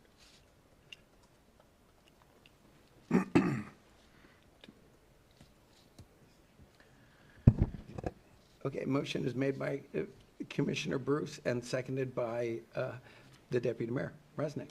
Christian? Commissioner Bruce. Aye. Commissioner Baker. Aye. Deputy Mayor Resnick. Aye. Commissioner Caruso. Aye. Commissioner Diaz. Aye. And the motion passes. Okay, we'll move on. And that brings us to item 501, to fund elected officials tuition for leadership Seminole. Commissioner Diaz. Thank you, Mr. Mayor. This one is simple, so it should be pretty open and shut. All I'm asking is in our budget that we have for the city, that dollars that are earmarked for use for tuition for Leadership Seminole stay within staff, so that way the city can get the most return on its investment. At this point now, Leadership Seminole is basically a $3,500 tuition. That would account for that would be a 30% increase to our stipend or salary, if you want to call it that, for a city commissioner. That is a personal, professional, resume process. And that should be left for actual staff, if you will, of the city. For example, my colleague that we were the same Leadership Seminole class together. And like I've mentioned before, my business and I made the decision to apply to Leadership Seminole a long time before this ever came up as far as the commissioner situation. I made that decision, like many other private entities and even nonprofit entities that go through Leadership Seminole, which was for the purpose of the networking that comes with it and what have you. So I just wanted to have us clarify that that the line item of the budget not include funding elected officials going through Leadership Seminole.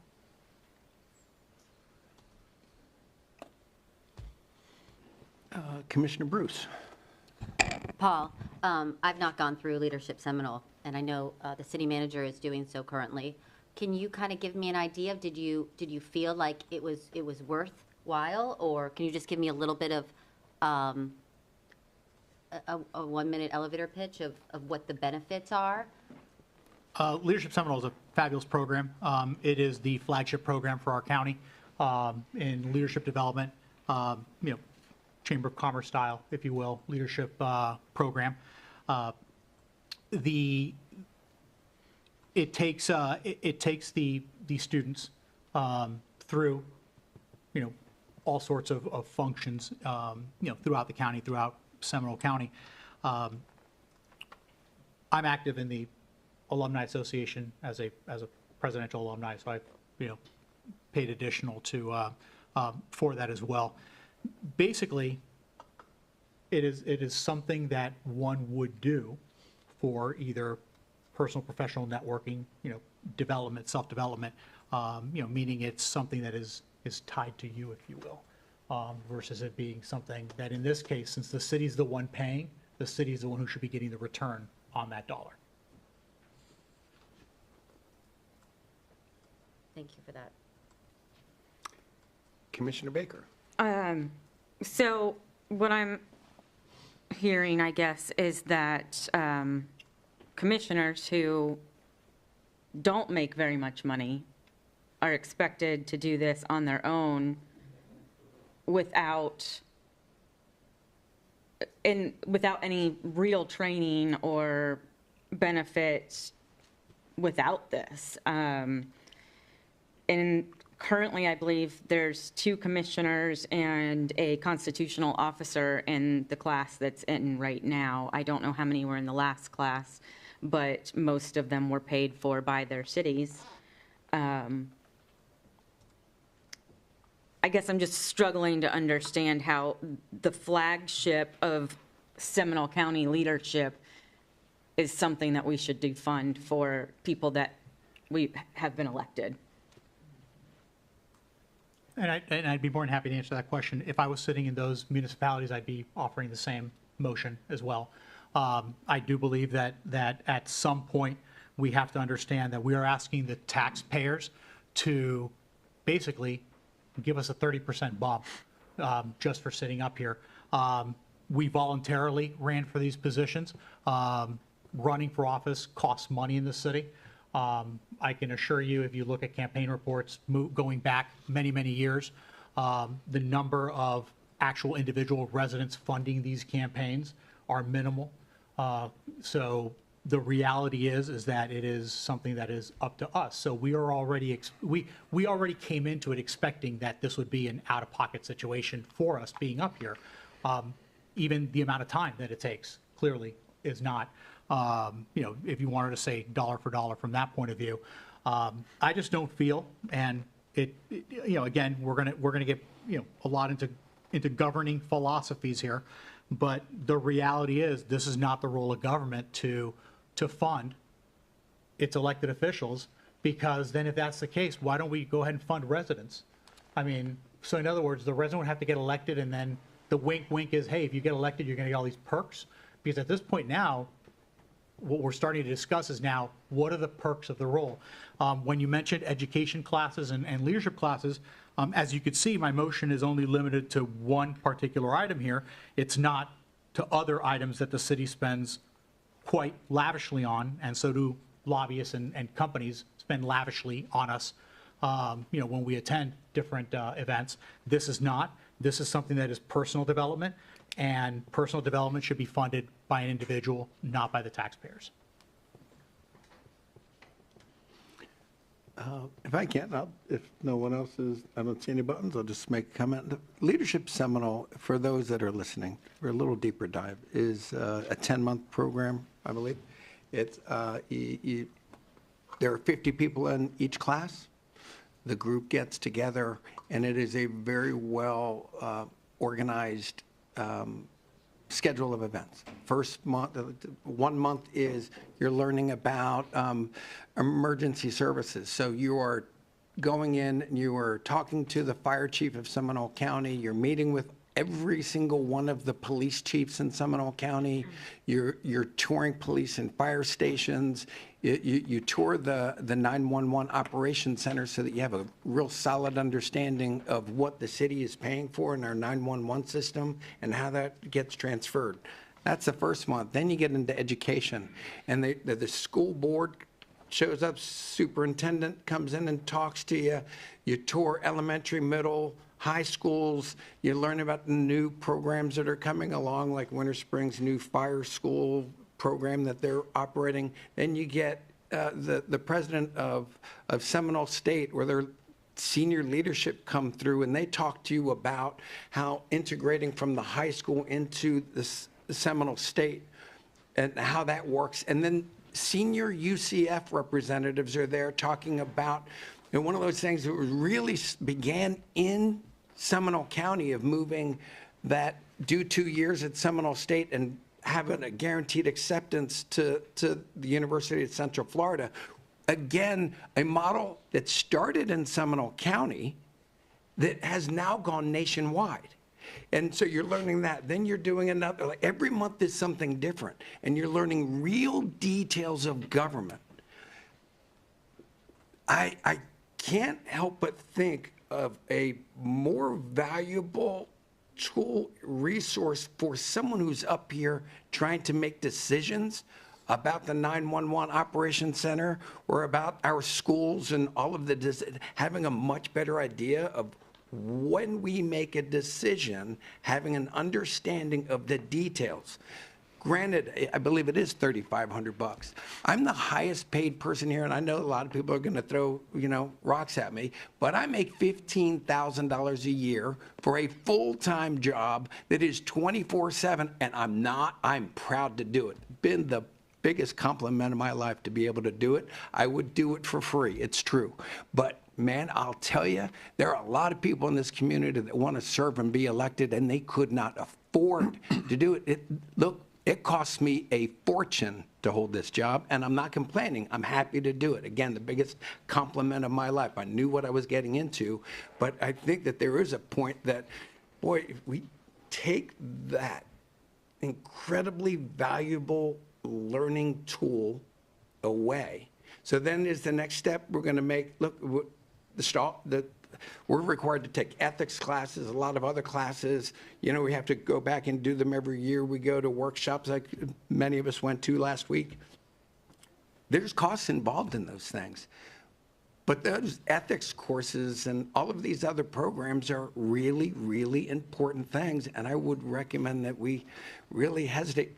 I might argue, I'll make one last point, is that I might, and I'm not asking, please don't misunderstand, I'm not directing that at any member of this dais, but I think maybe we could put in some controls that if you take the class, you have to take it in the first couple of years after an election, not where we get you started, you get halfway through it, an election happens, and then we've spent the money and you can't finish, or you choose not to finish it. Like, we said again, nothing about this day. As anybody here should be able to take it. We've all taken it. We should be able to move forward. I'm not putting restrictions on any sitting commissioner. I'm just saying maybe we, kind of like the tree mitigation bank we were talking about, or the arbor bank, maybe we can tweak it a little bit, but I think that this is an incredibly valuable tool and I would encourage every elected official in Seminole County, like most do, if not all, to take that course. It is invaluable.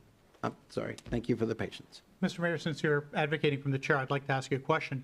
If there was an alternative for anyone who could benefit from this information that Leadership Seminole provides at a cost, if the city were able to provide that information to an elected official for free, not at the taxpayer's expense, would that be a better option, or do you think it's still better to spend it out of tax dollars?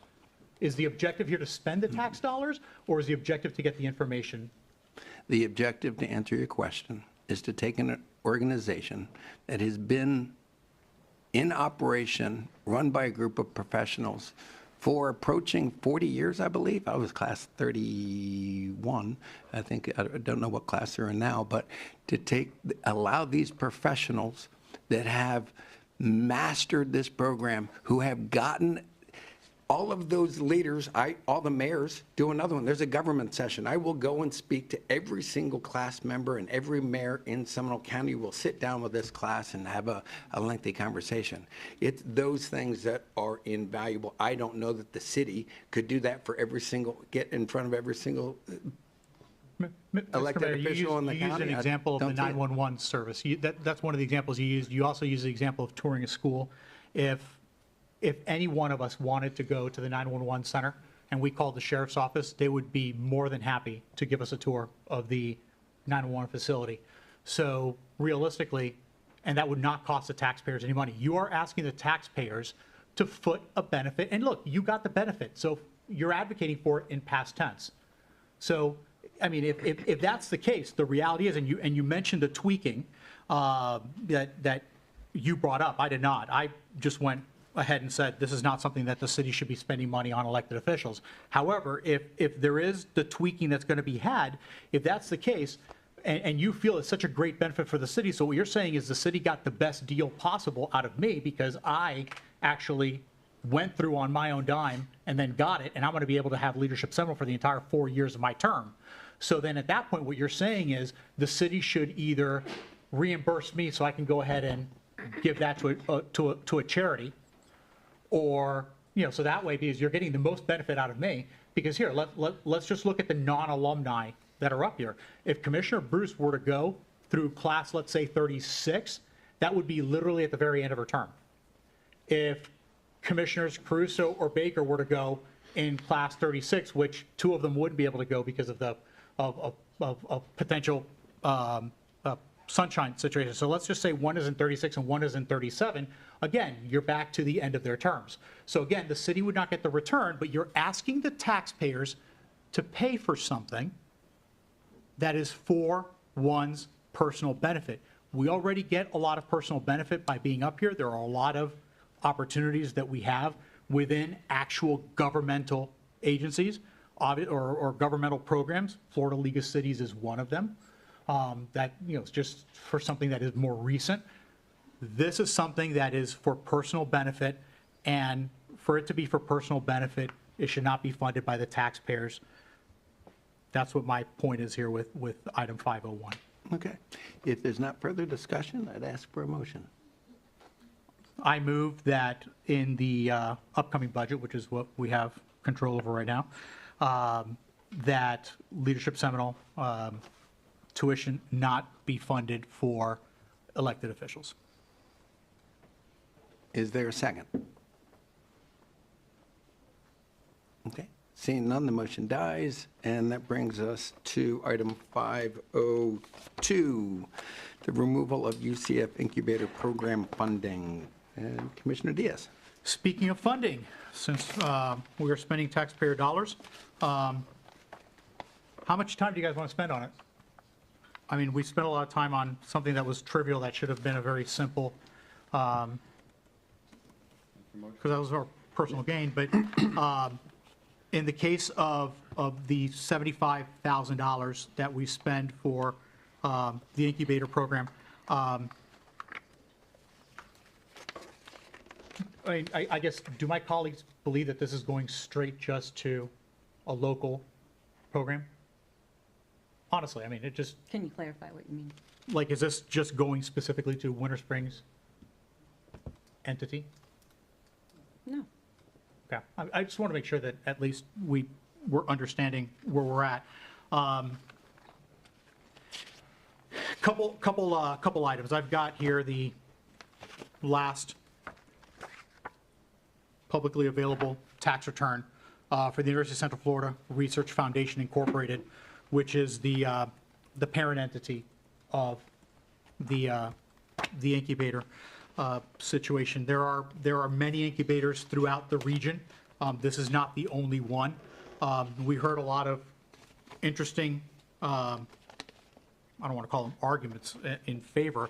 It was just a plea for government funds specifically for the organization. If you wanted to narrow down what was said, a couple things. Number one, if the businesses that are benefiting directly from a program like this, which have origins at the federal government level with the Department of Commerce, Small Business Administration, going down to state level organizations and county level economic development organizations,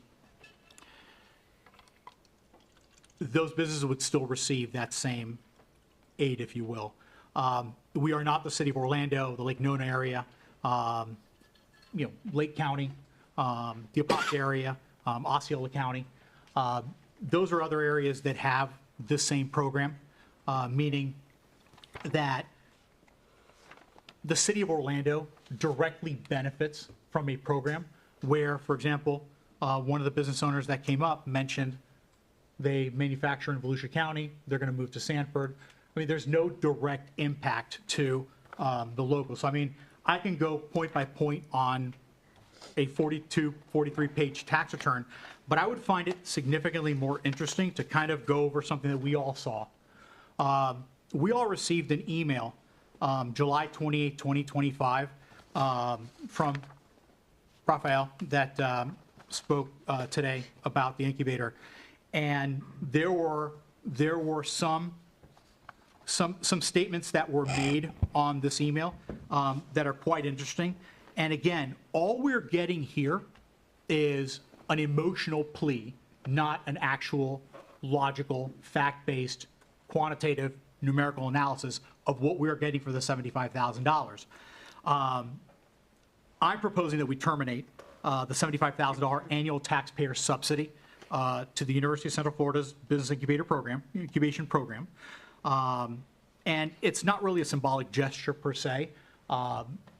The county is a better source for these monies because the county is the one who would be getting that direct benefit from it. Look, this is a serious and necessary correction to a long-standing pattern that governments in general have. Our city is not excluded from this, of misplaced priorities, unaccountable public spending, and institutional inertia. So in the email that was provided, in the presentation that was given a few commission meetings ago, the incubator has failed to demonstrate that it delivers a tangible or measurable and city-specific benefit that justifies the cost. Look, the reality is it's cloaking itself in glossy impact reports and regional development jargon. The truth is that the program operates in no direct accountability to this particular commission. It uses economic modeling that does not show verifiable outcomes, and actually is an example of a public-private partnership that solely exists just because the government keeps on funding it. In other words, if we were to not spend $75,000 in taxpayer dollars on this, and that $75,000 went towards our stormwater, our wastewater, our public safety, that would be a better use of our $75,000 in tax revenue. We've already had tax increases in the past. Doesn't really matter how you allocate the tax. At the end of the day, this is just one of many examples in our budget, but this is one that is clearly sticks out more just because we're talking about a very well-funded, public, taxpayer-funded institution now receiving additional tax dollars from the municipality that, other than providing an address, has no direct tangible benefit. So what I wanted to do was I wanted to go ahead and break down this email because this email was shared by one of our commissioners publicly on social media. And there's an economic impact highlight, current business activity, and expanded support for local business community. And I'd like to at least say that I understand what these numbers are. These are very easy to understand numbers. Obviously, with multiple quantitative business degrees and additional quantitative credit hours, I know what ROI is, how GDP is calculated, what direct and indirect economic output is, as well as what tax revenue looks like. The incubator recently shared a set of metrics from a non-independent study conducted by the University of West Florida's Haas Center. Here's why those numbers don't hold up to scrutiny. They claim in this email that the ROI of $11.05 per $1 invested, this number is unaudited and based on economic multipliers, not actual dollars returned to the city of Winter Springs. It includes state and federal tax revenue, which does not benefit our general fund or residents. There's no explanation of methodology, no source transparency, no validation by an independent accounting firm. $37.6 million in output and $4.8 million in taxes is undefined. That's output that is completely undefined. It's in gross receipts, total invoices, or is it economic modeling? Taxes are reported across all levels of government. How much of that came back to Winter Springs for the $75,000 that we put out? I would say likely a lot less than 1% that that would at least cover our costs, yet we continue to foot the bill. This is like claiming that your donation to a nonprofit generated GDP because it bought office supplies. Mr. Mayor, since you were always mentioning office supplies as a point. What are we really funding? So at one point, we were told that the incubator supports 15 businesses. Now, how many of these businesses are located in Winter Springs? I know several of them personally, but that brings up a completely different conversation. How many jobs are actually created here in Winter Springs? How many of them are, pre-revenue and unviable businesses? And even if they were viable, again, we are a small bedroom community. I have heard the term bedroom community probably at every single commission meeting since I got elected. And if that's the case, that means that we do not have the commercial space nor the industrial space to reap the benefits of what a program like this would actually do, which again receives funding from the federal government, state government, and county governments that do benefit directly from it. So even if and when you're looking at what these businesses are supporting, there are no independent audits of these. There's no cost-benefit analysis to the city. There's no year-over-year tracking of city-specific outcomes. We're being told to take the incubator's word for it, the same way that Orange County was told to trust Visit Orlando until the audits revealed that millions of dollars were misallocated funds for self-serving expenditures. Let's not make the same mistake. Talking about duplication of services, which would probably be another good example when you're talking about the expanded support from this email. The incubator now promotes that it hosts a small business development center, and it offers free business education to all residents. Again, that was put out, and it was asked through the city clerk to then go out to all the commissioners. That was also put out in public by the by members of this body.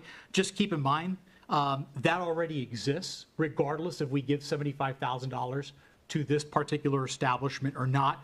Free business consulting is offered by SCORE, the SBA, Chambers of Commerce, and many online resources as well at no additional cost to our city. Look, this is not innovation. This is literally redundancy dressed up as outreach. That's really what it comes out to. And then when you look at the fiduciary question, which again, just in addressing the email, there's a serious question about the fiscal stewardship. If we believe that taxpayer money should go to essential high-impact services, and the high-impact services I mentioned earlier would be police, wastewater, stormwater. Outside of those three, everything else should be completely on the table. And we have entire workshops for those other items. So, putting them on the table. Would you rather spend $75,000 subsidizing a shared office space for startups, or put it towards stormwater infrastructure, road resurfacing, general fund relief? The city's not in a position to fund vanity metrics and regional prestige programs. Realistically, UCF is a well-funded institution. The state obviously is backs it as a state school. And that is where the value truly lies for the institution as well as for the state. And of course, for the county, who's going to benefit from, factories being opened in, or manufacturing facilities being opened in other parts of the county, not in Winter Springs. So Winter Springs, I believe, as a commissioner, should prioritize Winter Springs. In other words, what is going to be good for our residents? What's going to give our residents the ROI, not an ROI for a nonprofit organization that receives tens of millions of dollars in tax dollars. I respectfully recommend that we terminate funding of the $75,000 to the Business Incubator program, redirect those funds into capital reserves, stormwater priorities, general fund relief, and encourage future economic development investments that are actually performance-based, city-specific, and independently verified, which is what our city is doing. And that would be my recommendation, is my motion. Commissioner Baker. I have two questions. One for our attorney is, what are the repercussions for terminating our contract early? It's subject to annual renewal, is my recollection. I don't have the contract in front of me. Is it 3 year? It has 3 years. contract. But it's an annual appropriation, so that's what I mean And by. as a point of clarification, I'm referring to the You've had 10 appropriation. Yeah. Okay, and my second question is, how many current businesses with Winter Springs addresses are paying Winter Springs taxes with the UCF incubator? I wouldn't know that. Business taxes. Yeah, I Do we mean, know that? Staff would have to tell you how many BTRs, I think is your question? Yeah. Are being generated from the incubator? I mean, that's a staff question. Okay. 15 roughly businesses at the incubator currently. Anyone, I'd just like to make one very short point, if I can, one short one. We have a 3-year contract. Seminole County does provide $250,000 or $270,000 a year over a 3-year contract. We have a contract. It is $75,000. My only very strong point, look, I'm not opposed to having the conversation, but as partners in this community, you don't sign a contract and break it. In Seminole County, whether you're dealing with our partners at the University of Central Florida, our partners in Oviedo, Longwood, at the county with the school board, you don't sign a contract and break a contract with our partners. I don't believe that we should, as a community, be known for or known as that group where you sign a contract and then renege on it. That's my only, if we want to have this conversation at the end of the contract, let's have the conversation at the end of the contract. But to break a contract with a community partner with other leaders in the community, in Seminole County, really, I just think I don't want any part of breaking a contract. I'm not interested. I think, there's a lot of other things, that not just the Winter Springs Incubator in this, if somebody else wants it. And there's no such thing as an educational organization in the state of Florida that isn't audited to the extreme. Just to be clear, every government agency is audited internally, externally, and then there's organizations like JLAC and others that the University of Central Florida has to go before. And they do it. There is no such thing as an organization or a department with the second largest university in the country that does not get audited. Look, I'll leave it. Yep. Yep. So, thanks. There is a motion on the floor. Second. All right. Motion is made by Commissioner Diaz and seconded by Commissioner Caruso. Christian. Sorry. Deputy Mayor Resnick. No. Commissioner Caruso. Aye. Commissioner Diaz. Aye. Commissioner Bruce. Aye. Commissioner Baker. No. And the motion passes.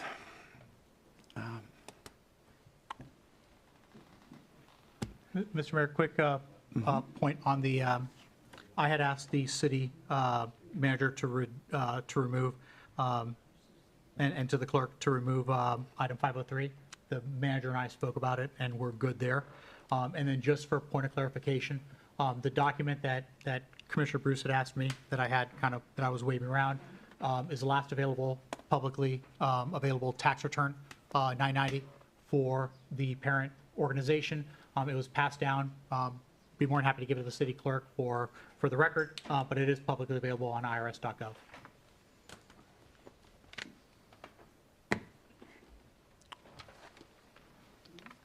Okay. To the board. Yeah, I'll go with that. Okay. That brings us to item 504, matters related to boards and committees. This is just an opportunity. There's one vacancy still remaining on the code board, seat 5. So if Commissioner Caruso has anyone. DeBear. He was. Aubert, Jonathan Aubert. Yeah, Aubert. So he's nominating Jonathan Aubert. He has an application on file for the code board. Is there a second? I'll second the nomination. Great, okay.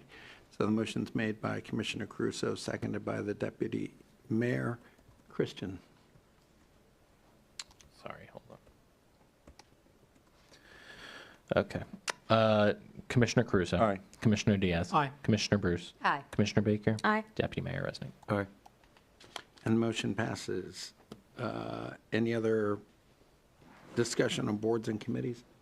I don't have anything. I'll move to item 505, new business. This time. Any new business? Seeing none, we'll move right on to reports. Okay. City Manager. Thank you, Mr. Mayor. Just a couple of brief updates. As referenced earlier, I did start the kickoff on August 13th and August 14th for Leadership Seminole, class of 35.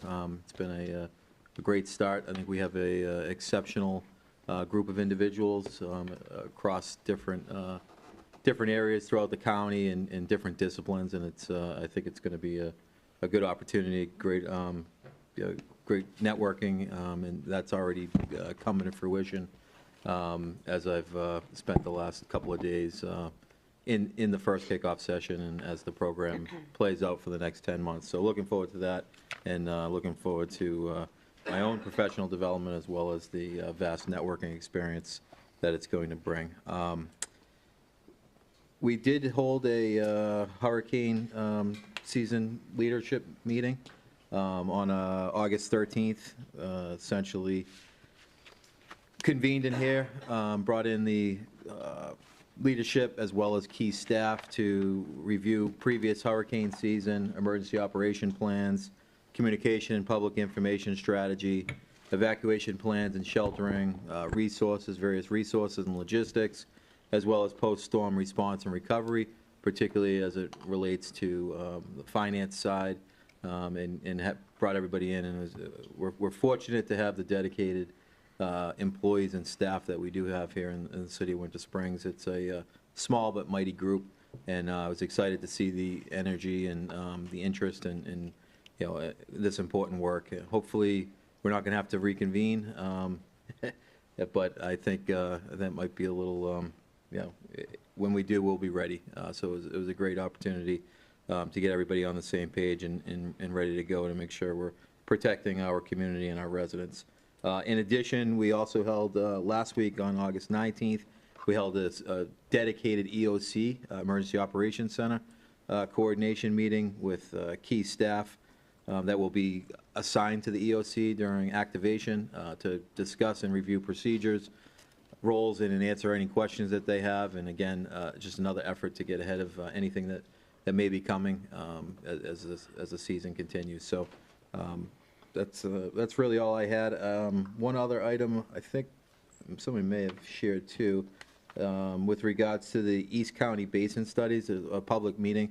Seminole County will be holding a public meeting to share the results of the East County Basin Studies.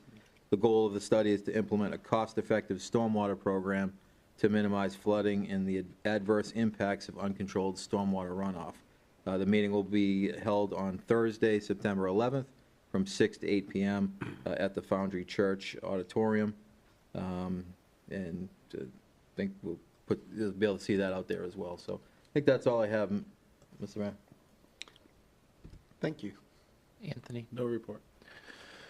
For me, I'll just reiterate, like I said last time, serving as city's representative on the Seminole 250 subcommittee. There's 2 more opportunities for public input, one being Monday, September 8th, that's 5 to 7, and Thursday, September 25th, 6 to 8, if any residents can make it out and share any ideas they might have for the celebration of the 250th anniversary next year.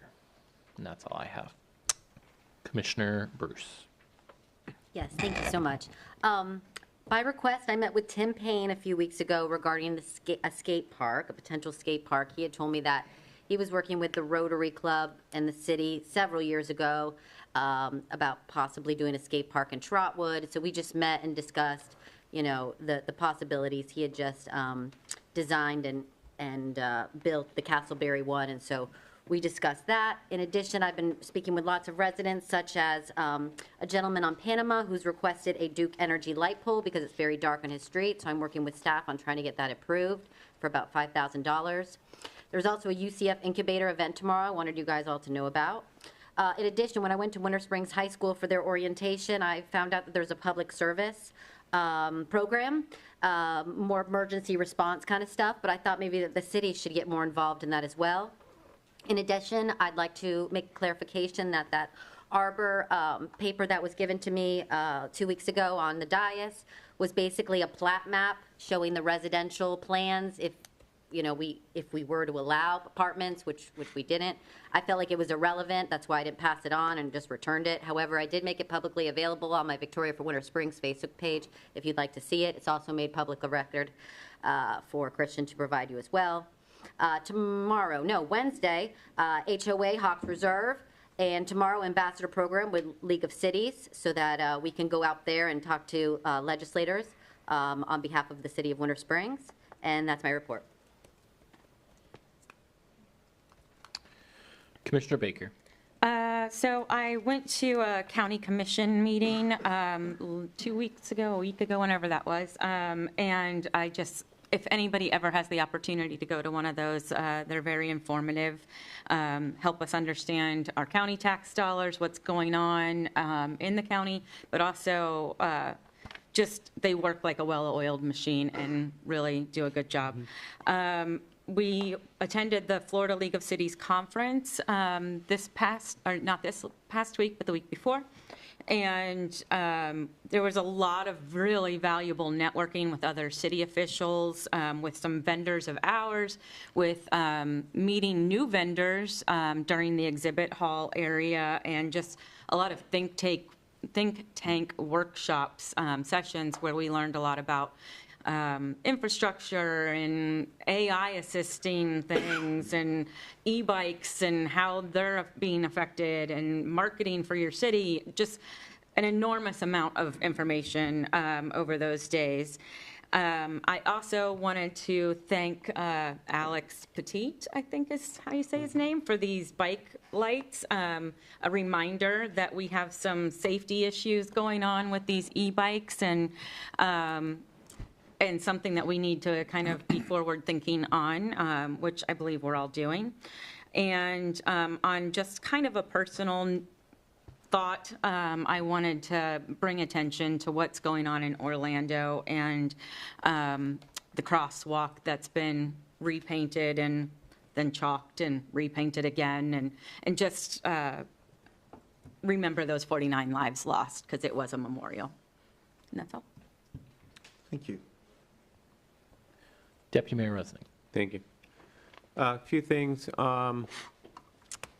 Yes, Alex Petit has shared this is the second rotation. He did give a first set of these lights over to the police department in the hopes that we would get them to the children who are riding the e-bikes for safety purposes. I know he gave us a whole lot, and Chief, you've got a bunch more to give out. He's concerned. I think some of us as well are also concerned just for the safety of our children. So anybody who's listening, these e-bikes go a little faster than a lot of the children know how to use them.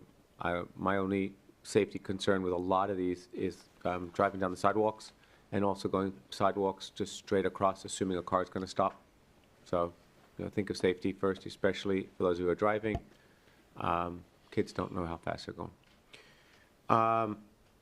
I did ask staff, and for all of you up here, in the old way of doing the holiday parade, we used to all have individual cars, not our individual cars. There was car clubs that would be involved instead of the big trailer.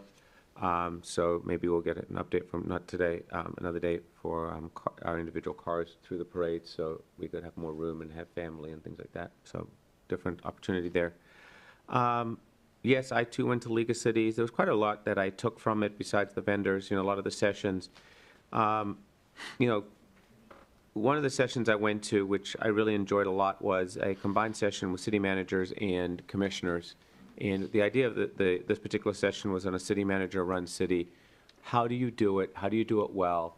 And, key words I got out of it was communication between city manager and commissioners, teamwork between city manager and commissioners, transparency. Those are some of the words that I got out of it. Now, the other thing that I really took from this, and this came from every city there was 3 sitting commissioners up there, 3 city managers, all said, know your roles. Importance to allow the roles to play as they're needed to.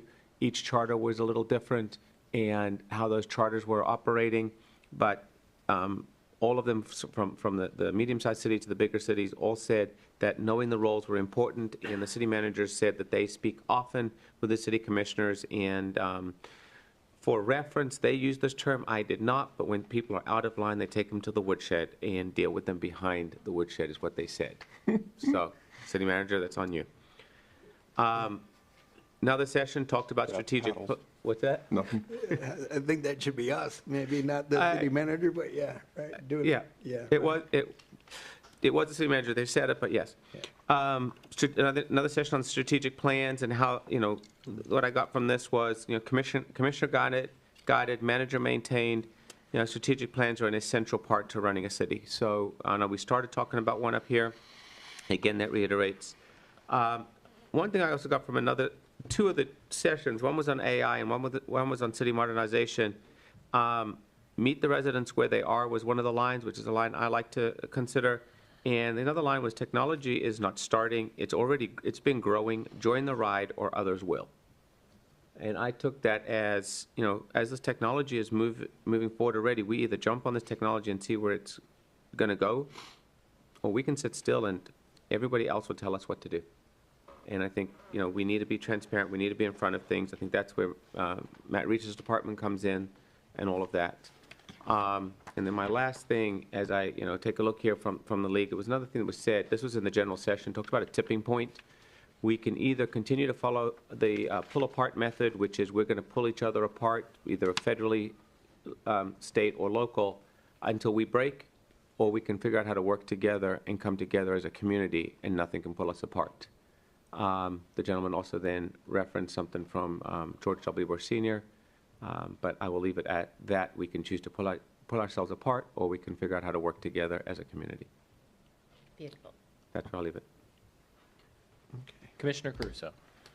One very important session that I think everyone forgot to mention and was very interesting to listen to, and it could have been very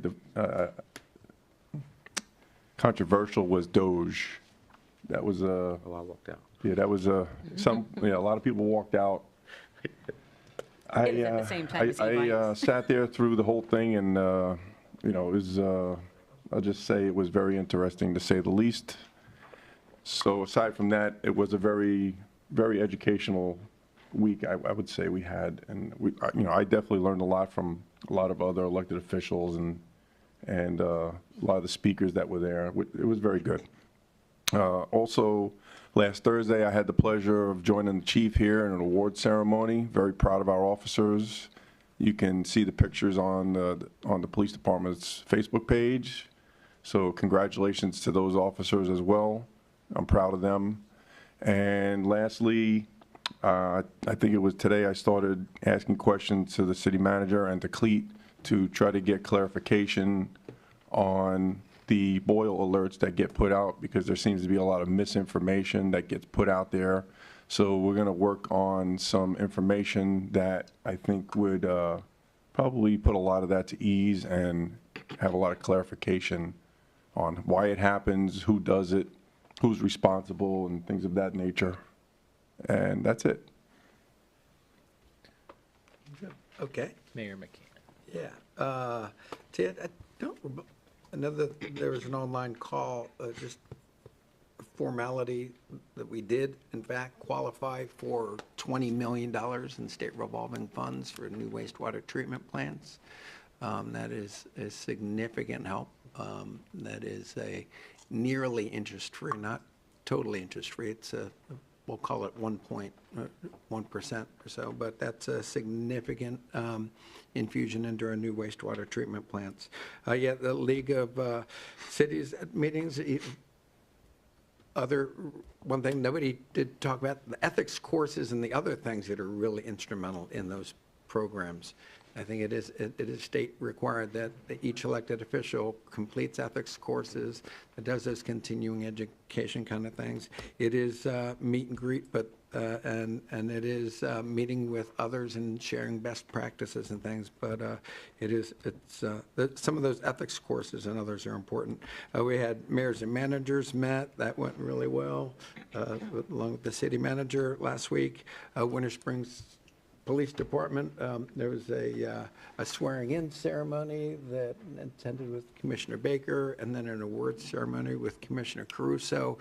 Boy, if you have the time to read those commendations and really read what these officers did to receive this recognition, it's really powerful, life-saving things that are really powerful to read these commendations.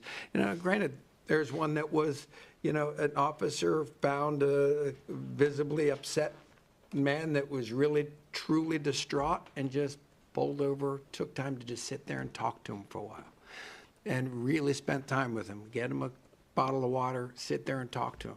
And then the very next day, within 24 hours, he's on shift again, and he finds someone that hadn't eaten for a while and used his own money to go out and get this guy a meal.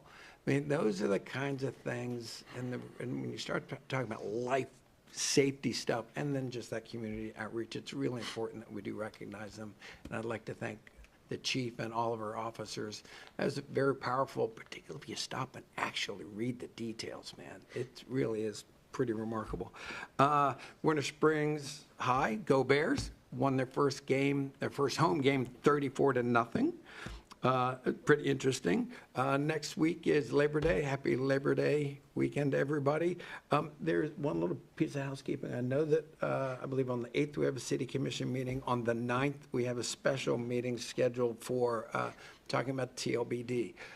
I'd like, if everybody's okay with it, and Deputy Mayor, would you mind running the meeting and I'll call in? It's a very important meeting, but at the same time, I will be attending a free 2-day class. This one doesn't, the registration for it isn't anything, but it's a deep dive into some municipal financing and stuff that, okay. What time on the 9th? Yeah, right. Am I correct? We have a special commission meeting scheduled for the 9th. We have a commission 5:30, meeting on the 8th. correct. Excuse me? 5:30 start. At 5:30, right? And it's about, and everyone may be following the, yeah. Sorry to interrupt. Is there any reason why we can't make it 6:30? I had a lot That's of, up to the- I had a lot of messages asking. Yeah, we can't change it. The notices have gone out. Public notices have already been out? Okay. Okay, and just so that what we're, for residents that are listening, there's a Tuscola Lighting and Beautification District Advisory Committee, oversees the budget for that taxing district. I served on that board. I will tell you that that fund does not have enough money to complete the tasks that they're charged with. And we simply need to make a decision, learn the facts, and then decide, are we going to raise those fees that haven't been raised since 2007? Or are we going to lower the standards and make some dramatic changes? Fountains and landscaping isn't being done. We're going to pay for it now or pay for it later. That decision will be made later time. For the record, the volunteers that serve on the board that oversee that are requesting the increase. The Tuscola Homeowners Association Board of Directors has come out today saying they support the increase to maintain the standard along Winter Springs Boulevard and elsewhere. Okay, with that, again, happy Labor Day. I'm done. Commissioner Diaz. No report. Public input. And so that brings us to public input. Anyone that would like to address? Ms. Weissman.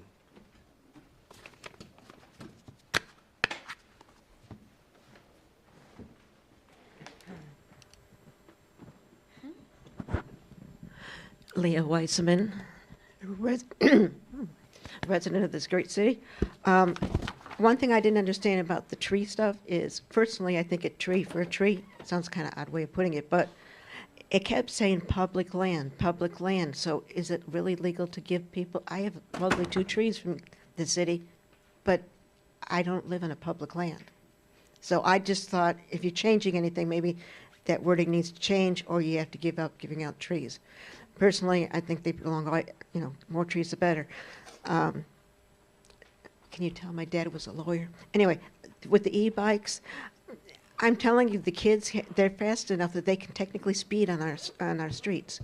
So if you have a 25 speed limit, they can go up to 30 and 35, some of them.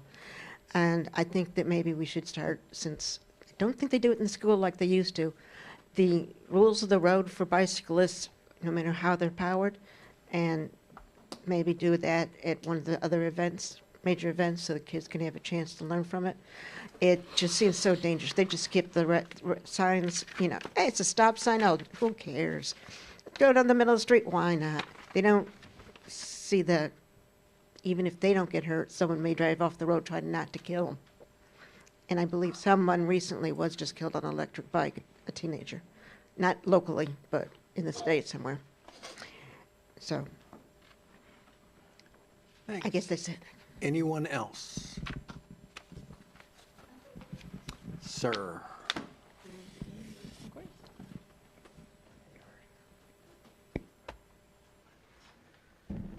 Art Gallo, 199 Nandina Terrace. I wanted to talk about agenda item 502. Quite frankly, there's probably a reason why it was on the irregular agenda, but I would have thought that you would have liked to have heard public input directly from the public on that one. So disappointed that wasn't on a discussion item, but I'm going to talk about it now. Good. I appreciate the discussion and what I heard, a very compelling case. And I was tossed about this one. But my feeling is that if we're going to pull $75K out of that budget and move it somewhere else, that our partner deserves what the mayor said they deserve. They deserve to be given a little notice because they have budgets too. And they have to plan. They have to plan to make up $75K some way, shape, or form. And it's not like we haven't been getting benefits from the UCF incubator. Yes, we have important things that we have to fund, and this is one of the things that we really have to seriously take a look at. So I guess my frustration here is, number one, I would have thought we would put this on an agenda item that the public could talk about it. I happened to be at the commission meeting years and years ago when we first approved this funding. So I understand all the discussion back and forth. I think the UCF incubator deserves, after all the partnership we've had, after all the years we've had, to at least make it through the end of their 3-year period. I don't know when that ends. It could be coincidence, going to end now. But they have to make that $75K up, and the city's made that very difficult and kind of, to me, pull the rug out from them for no reason, because we could have waited on this. So I'm disappointed. I think this was a mistake by our commission, and I'm a little embarrassed for the city, personally. Thank you. Thank you, sir. Ms. Benton.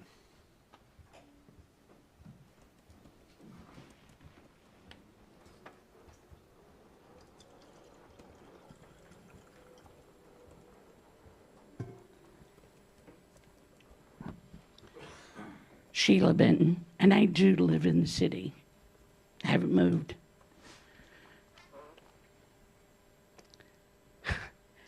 I'm shocked. I mean, I'm just, I was sitting here years ago when Commissioner Resnick was part of the commission that authorized the UCF incubator the very first time. Commissioner Baker, you brought up the BTRs. Would it interest any of you to know that the 5 of you sitting up there, of those that have businesses, none of you have BTRs in this city, and yet all of you do. That should be something that the folks sitting behind me might find it interesting, that you're making money, and sometimes millions of money, but you can't seem to afford the BTRs. And yet you're going to hold this gentleman to the fire? Wow, guys, you better reconsider what you're thinking about. Second thing, there was a packet of paper, and I'm making this an official record. I'm requesting a copy of the packet of paper that was passed down. That's the proper way. You hand it to the clerk, and you let the clerk put it on the record. The people deserve to know what's being communicated between you all. This is the second time in the past 2 meetings that this issue has come up. I'm very sure the IG is going to find this very fascinating. This is not proper documentation. The people deserve to know what's going on, and they deserve to know that their elected officials are legally using business tax. And you're going to ask us for money? You better pay your fair share, folks. You all have businesses. Pay up.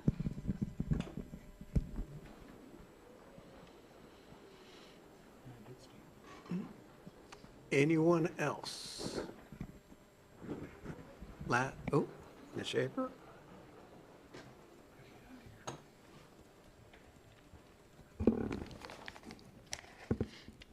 I remember them giving a presentation, Gina Schaefer, the Winter Springs Village. I remember them giving a presentation about the UCF incubator and all the good that they have done.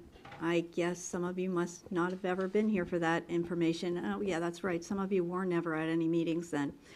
Well, that's a really bad one for the books. So just saying. Also, a commissioner said to put our eyes on this. I would suggest that all of you look around the city. The west side across the street from Winn-Dixie looks like something out of a horror movie.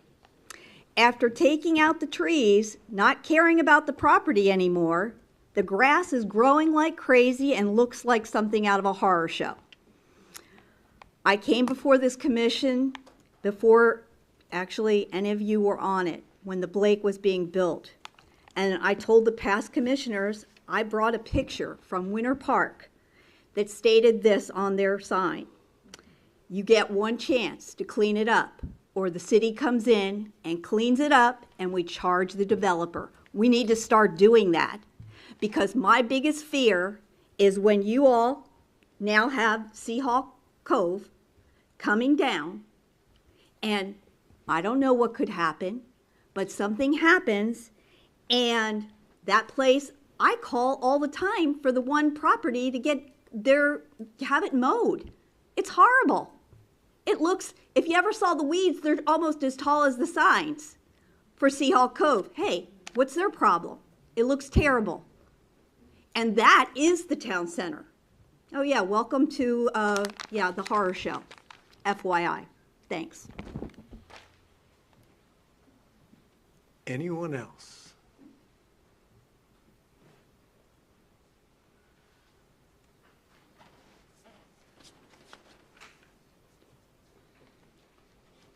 On the incubator, they're still here. They are a charitable organization that operates out of Winter Springs, and every resident that believes in their mission is free to donate as much as they want. You can donate to them. You can support them. You can Pull the microphone up a little bit for. Thanks, appreciate it. And I would hope that they would continue their partnership with the City of Winter Springs and show up at events and let people know the good work that they're doing. We have other charities that operate out of this city as well that should also be promoted. Running for Heroes, we promote them, we support them as a community. So just because the city's not giving them money doesn't mean that residents can't support them. The only other thing I wanted to say, $250,000 for the first phase of tree removal in Tuscaloosa Crossings. 4 phases. I don't know, 3 phases. I don't know how many, 2 phases of that. I wonder if there's an alternative to this, because I don't know where you're going to put all these trees. There's just so much public land, and they're big, right? They're going to get big. Nothing wrong with that. But I'm wondering if there is a private organization, some kind of a tree company that would be willing to come in and remove them and take them for free, because they have value. Anyone else? Okay, seeing none, then we'll close public input and adjourn. Use it.